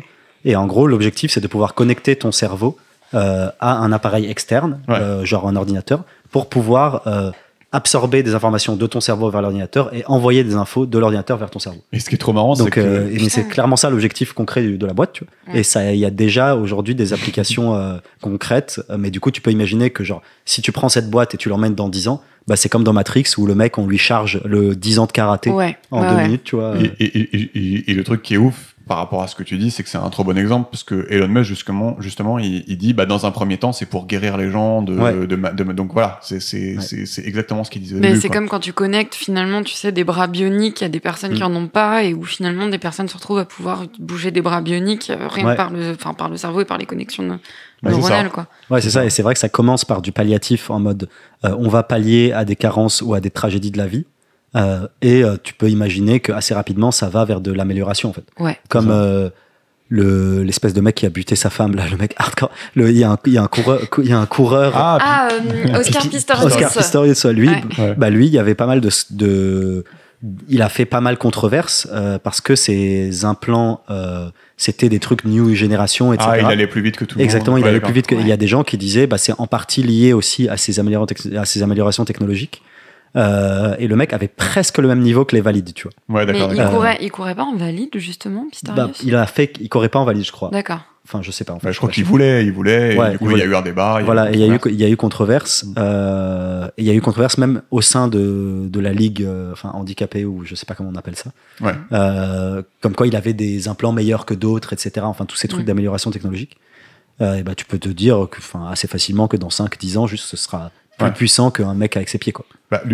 L'exemple stylé qu'il donne, c'est il fait une analogie avec le spectre électromagnétique où en fait, nous on voit les longueurs d'onde visibles, mais on voit pas les ultraviolets et les infrarouges. Donc ok, tu pourrais améliorer tes yeux pour les voir, mais ce qu'il dit, c'est qu'il fait l'analogie avec ça pour dire il y a plein d'états mentaux qui doivent potentiellement nous être inconnus sur la base de cette analogie là, quoi. Donc il dit il parle de cercle concentrique. Donc il y a notre état mental qui est celui de on est des occidentaux, un pays industrialisé, démocratique, voilà. Ensuite tu as un cercle plus grand qui va englober tous les humains, tous les états mentaux humains, donc chasseurs, cueilleurs de Namibie, chaman, moine, voilà. Ensuite tu vas avoir des états mentaux qui vont englober tous les animaux qu'on pourra peut-être débloquer, genre le sonar d'une chauve-souris ou des trucs comme ça, quoi. Et après, il fait un dernier cercle qui est en fait tous les états mentaux possibles, quoi. Et donc, c'est un bête d'exemple, quoi. C'est en gros, quand tu t'améliores, tu peux devenir en gros ouvert à des expériences complètement nouvelles, quoi. Ouais, en fait, ce qu'il entend par état mental, c'est la capacité à interagir avec les êtres vivants qui composent l'univers, quoi. En fait, c'est d'être doté d'absolument tout ce qui existe comme capacité. Tu rajoutes des sens. Sans aucun frein. Tu rajoutes des sens, en fait, j'ai l'impression. Ouais. Et donc ça, c'était vraiment l'exemple qui met un peu sur le cul. Ouais, mais il va te dire, pourquoi c'est de la merde, cette religion ? Et il va dire, en fait, on reste confronté à un problème insoluble, c'est que le techno-humanisme, là, dont il parle, il tient également la volonté humaine comme la plus importante au monde. Et le problème, c'est qu'on pourra activer, désactiver les interrupteurs de notre esprit. Tu dis, docteur, je ne veux plus aimer les hommes, ça peut être fait, quoi, dans le futur. Il y aura pas d'obstacle technologique à ça, a priori. Et donc, mais en fait, ce que je comprends, moi, de cette religion, c'est juste le prolongement de la religion d'aujourd'hui, quoi. Qui est l'humanisme. Un peu, ouais, c'est ça. Pour moi, c'est techno-humanisme. Pour moi, c'est un peu la même, c'est juste que c'est plus puissant, ça marche mieux. Exactement. C'est du surhumanisme. Ouais, exactement, c'est mais ça. Tu vois, ça reste individualiste, ça reste ce qui est important, c'est l'humain. Je suis d'accord. Ça reste, en gros, c'est juste qu'on s'améliore continuellement jusqu'à devenir des gueudins. Je suis d'accord. Ouais. Mais c'est pour ça qu'il a gardé le mot, en fait. Il appelle ça le techno-humanisme. Oui, c'est la V2. Et en fait, c'est le même talon d'Achille, qui est le fait que, en fait, vu que tu te bases toujours sur les sentiments humains, en fait, vu s'ils deviennent modelables un jour, du genre, tu vas voir ton docteur imagine, t'as envie d'apprendre le piano, mais en fait, tu préfères regarder la télé. Peut-être que tu peux prendre une pilule ou un truc ou un casque qui fait que, au lieu de regarder la télé, tu vas avoir envie d'aller faire du piano. Non, mais ou alors tu peux limite carrément te faire télécharger, en fait, de la connaissance piano. Ouais, mais limite, ou alors t'as pas envie de voter, je sais pas, Fillon, t'as envie de voter Jean Lassalle, tu mets un casque qui fait que t'as envie de voter Jean Lassalle. Enfin, tu vois, tout est possible. Comment tu peux ne pas avoir envie de voter Jean Lassalle? C'est marrant, ça rejoint un peu, je sais pas si vous avez vu le film Eternal Sunshine of the Spotless Mind. Il est trop bien. Tu sais, c'est un mec, même chose, qui est en couple. Et qui est vachement triste. Et qui veut oublier. Et en gros, qui veut oublier son histoire avec sa meuf. Bref, c'est un bête de film avec Jim Carrey qui est trop stylé. Et il se fait effacer tous ses souvenirs, en fait, et tous les objets qui sont afférents et tout. Genre, et ça rejoint un peu cette capacité de se dire, je vais améliorer ou changer mon état d'esprit ou changer les capacités de mon cerveau en fonction de mes desiderata, tu vois. Et le mec dit, je vais arrêter d'être triste, je vais effacer le souvenir de cette meuf. C'est ça. Mais en fait, si jamais tu supprimes aussi les failles de l'humain, si à ce moment-là tu supprimes la tristesse, le sentiment de tristesse, si tu supprimes tout ça, est-ce que à ce moment-là tu vas aussi supprimer la morale? Et donc du coup, il y a bien un moment où finalement, comme l'intégralité de ta vie, c'est devoir choisir entre tes désirs et la morale et les trucs qui t'en empêchent, et que c'est ça. Oh, pardon. Non mais ce qu'il dit, c'est en fait c'est ce que tu dis, c'est que c'est une religion qui marche pas en fait, tout simplement parce qu'à un moment, quand tu vas pouvoir modifier l'esprit humain, ce que tu as envie de faire, ce que t'aimes pas, en fait, toute la base en fait s'écroule. Voilà. Et donc ce qu'il dit, c'est que qu'est-ce qui peut bien remplacer les désirs et les expériences qui sont aujourd'hui la source d'autorité si ça devient friable. Et donc il dit, un candidat a pris la place pour l'entretien d'embauche dans l'antichambre de l'histoire. Et donc là, c'est le truc qui va nous laisser sur le cul de ouf. Et c'est la religion où vous n'êtes pas prêts. Je vous demande pas votre avis, vous avez aucune idée, j'imagine. Non, mais je trouve ça intéressant, le truc de base qui est de dire que le premier truc, le techno-humanisme, c'est voué à l'échec parce que à la fin, t'as plus aucune éthique, plus aucune morale, et finalement, ton bonheur, il est évanescent. Parce qu'à partir du moment où tu contrôles tout et que tu choisis tout, en fait tu contrôles plus grand chose. Enfin, en fait, t'as aucune satisfaction. Exactement. En fait, t'as plus de satisfaction puisque du coup t'as plus de choses à changer, plus de choses à avancer. Et ça rejoint un peu un débat philosophique que de dire qu'en fait sans contrainte, t'as du mal à être heureux. Et si la religion d'aujourd'hui c'est le bonheur, c'est la quête et l'atteignance, et on a compris. Hein. Bref, on a pigé, tu vois. En fait, ça se tire une balle dans le pied parce que tu l'obtiendras jamais vu que t'as plus de contraintes, quoi. Oui, mais pour rappel, il disait, qu'aujourd'hui l'humanisme, on réussit à récupérer du sens puisqu'on dit que tous les sentiments humains, c'est ça qui donne le sens. Mais là, si tu tires le tapis sous le pied et que les sentiments humains, en fait, on s'en branle parce que tu peux les modifier autant que tu veux. Et là, tu repères le sens. Quoi. Oui, c'est ça. C'est qu'aujourd'hui, tu as une forme de contrainte liée en fait à la manière dont fonctionne ton esprit et ton cerveau et à la manière dont tu as des émotions En fait, aujourd'hui, c'est contraignant, tu contrôles pas. Ta contrainte, c'est ton humanité, en fait. Bah, elle est là, ta contrainte. Oui, c'est ça, c'est ton humanité et le fait d'avoir des émotions, en fait, concrètement, que tu peux moduler un peu avec des drogues et des pilules, quand même. Mais oui, donc aujourd'hui, on a quand même cette contrainte et que si on l'a plus, c'est la haisse, quoi. Et donc, bon, bah voilà, alors, le candidat qui a pris la place dans l'antichambre de l'histoire, c'est ce qu'il va appeler la religion de l'information et ce qu'il va appeler le dataïsme, la religion qui voue un culte aux données, et là, vous n'êtes pas prêts.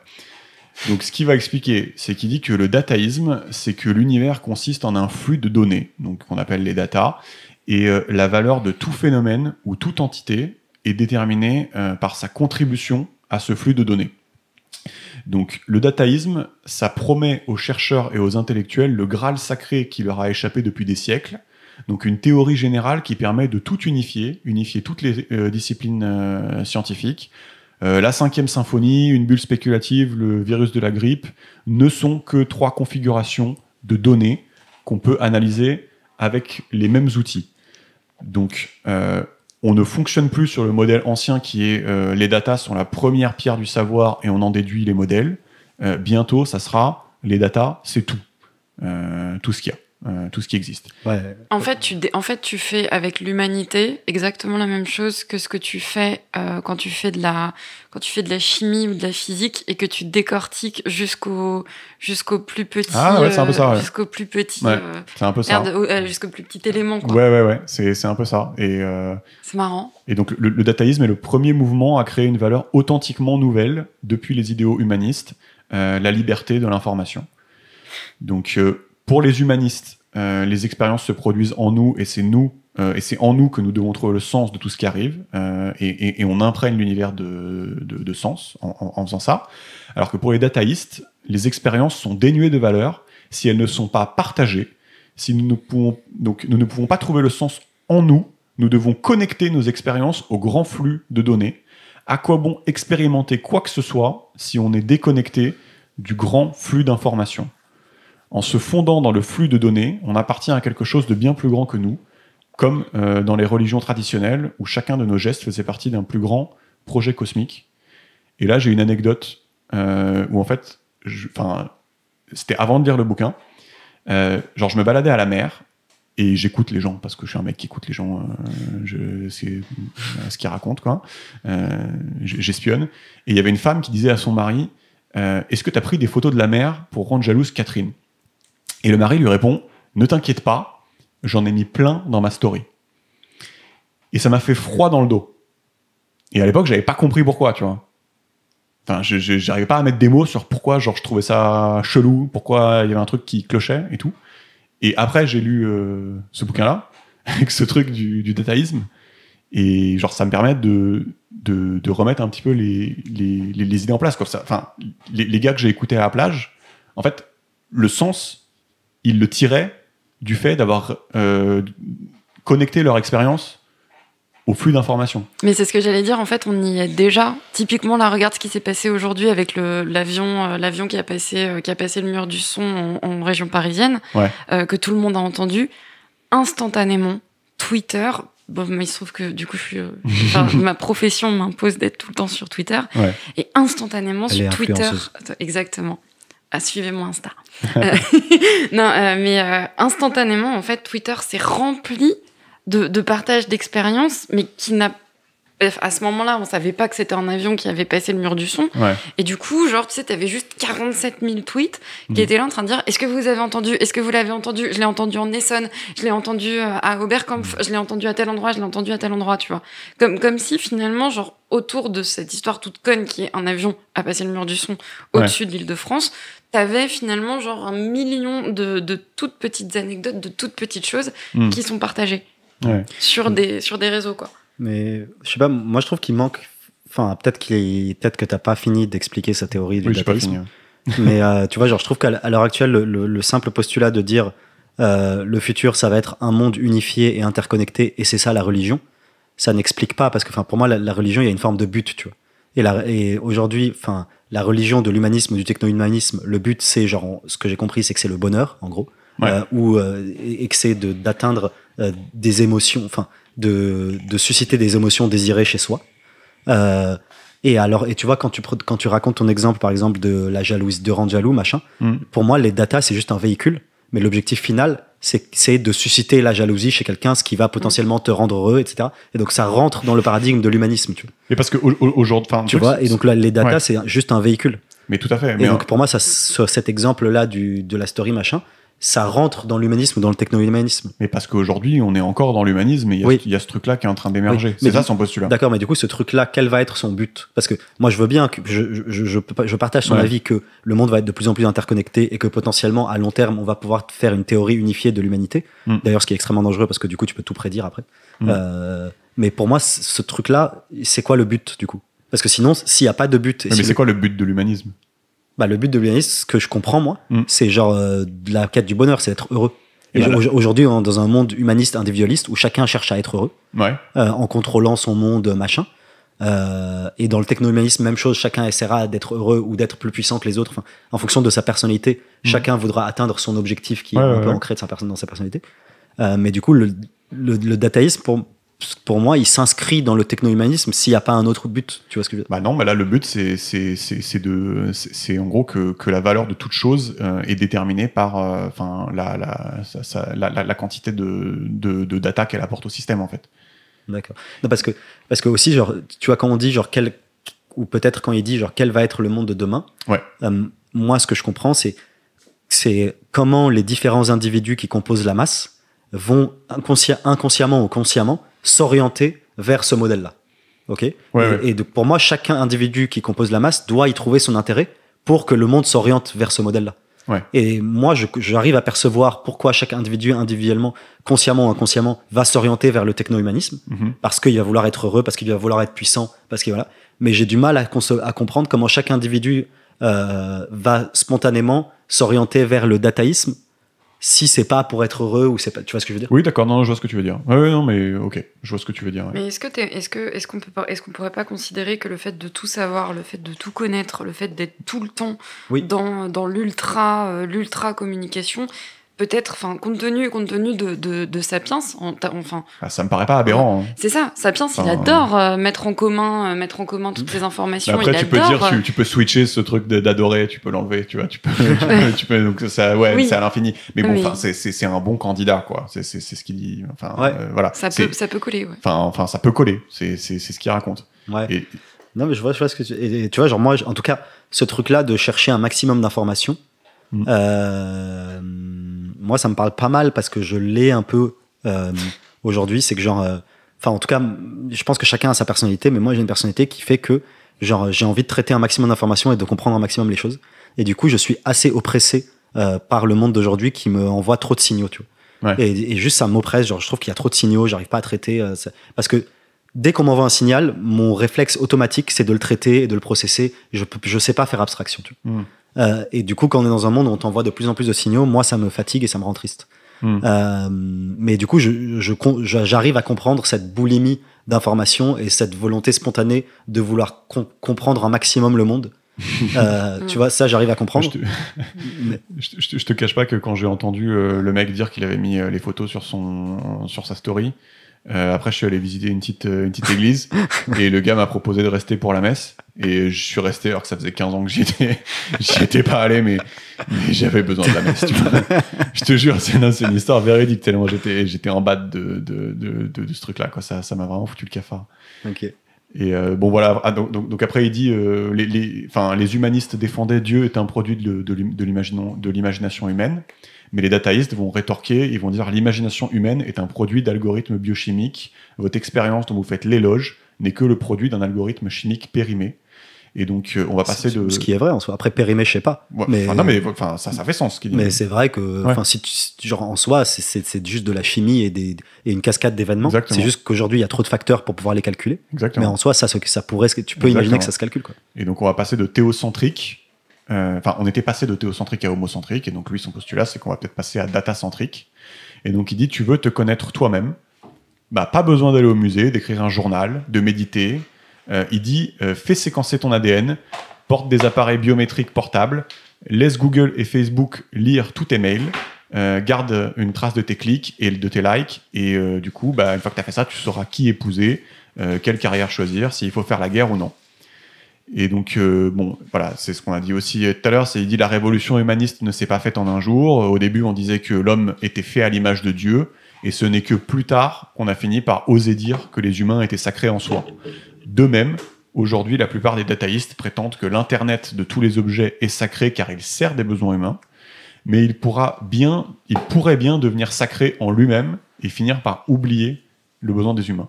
Donc toi, c'est un peu ce que tu disais. Tu vois. Ouais. Non, mais c'est intéressant parce que pour moi, quand tu dis que la donnée c'est sacré, tu dis que la vérité pour toi et la compréhension du fonctionnement du monde, c'est ça pour moi ta nouvelle religion en fait. Enfin, c'est mon interprétation. Ouais. C'est genre, quand t'es dataïste, ta nouvelle religion c'est de dire je veux me rapprocher un maximum de la vérité et je veux comprendre un maximum le monde tel qu'il est. Ouais. Ce qui en soi ne paraît pas être quelque chose de non souhaitable ou de nocif, de loin, tu vois.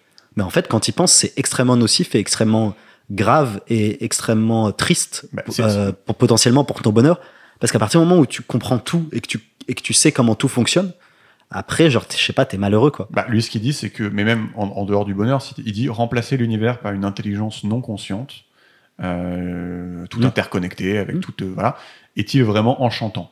Oui, c'est ça. C'est un peu ce qu'on disait, si tu passes le test de Turing, mais que si les lumières sont éteintes, en fait, c'est pas forcément stylé, quoi. Oui. Mais c'est ça, c'est qu'il faudrait qu'ils définissent enchantant ou stylé, tu vois. Parce que genre, moi j'oriente tout vers le bonheur, qu'est-ce qui fait que t'es heureux, tu vois.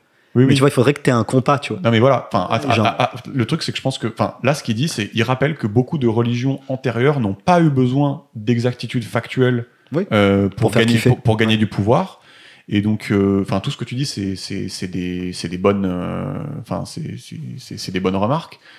Sauf que lui, dans son chapitre, en fait, et là, du coup, on arrive à la fin du dataïsme, il met en garde, en fait, contre ce truc-là, et il dit qu'il n'y a pas besoin que ça ait un sens, il n'y a pas besoin que ça apporte du bonheur ou quoi que ce soit, pour que ça puisse potentiellement prendre une certaine ampleur. Ah oui, non, mais ça, je suis complètement d'accord que c'est potentiellement ce vers quoi s'oriente le monde et ce vers quoi mécaniquement ce qu'on est en train de faire. Mais c'est ça, je dis genre en termes de discours, genre en soi, c'est ça, c'est que ça paraît pas grave quand on te dit, moi, mon objectif, c'est de comprendre le monde, tu vois. Ouais. Puisque c'est vrai, c'est louable. Et genre, c'est stylé de dire, moi, je veux comprendre comment les choses fonctionnent. Et donc, je veux avoir un maximum de données pour pouvoir connecter les trucs. C'est stylé. Tu vois, ça paraît stylé. Genre, c'est une soif de connaissance en soi. Ouais. Mais oui, ce qu'on dit et en tout cas, moi, ce que je dis, c'est que potentiellement, ça nuit au bonheur si ta religion, c'est le bonheur, si ta quête, c'est le bonheur. Mais si ta quête, c'est la connaissance, tu peux dire, je m'en fous, tu vois. Je veux un maximum de données, je veux juste tout comprendre. Et comme ça, on aura atteint le stade ultime, tu vois. Ok. Là, du coup, je vais vous faire les 3 questions cruciales qui concluent le bouquin. Je vous laisserai peut-être dire 2 mots, du coup, parce qu'on a quand même fait 1h52. Ouais. Ça valait le coup, je pense. C'était bien marrant. Donc ça, là, il finit le livre. Il dit 3 questions cruciales à méditer aussi longtemps qu'il le faudra après avoir refermé le livre. Donc, 1, les organismes ne sont-ils réellement que des algorithmes? Et la vie se réduit-elle au traitement de données? Donc, première question. 2, de l'intelligence ou de la conscience, laquelle est la plus précieuse? Et 3, qu'adviendra-t-il de la société, politique, vie quotidienne, lorsque des algorithmes non conscients, mais intelligents, nous connaîtront mieux que nous-mêmes? Et il drop le mic. Sacré Yuval. Ouais. Sacré Yuval. Franchement, j'aime bien ces 3 questions, je cautionne. Ouais, elles sont... Tu cautionnes. Bravo, Yuval. On s'arrête là? Ouais. Allez, 1h52, new record. New record. Homo Deus, une brève histoire de Turfu. Salut. Allez. Bye. Ah, le bâtard. Oh putain. Oh putain.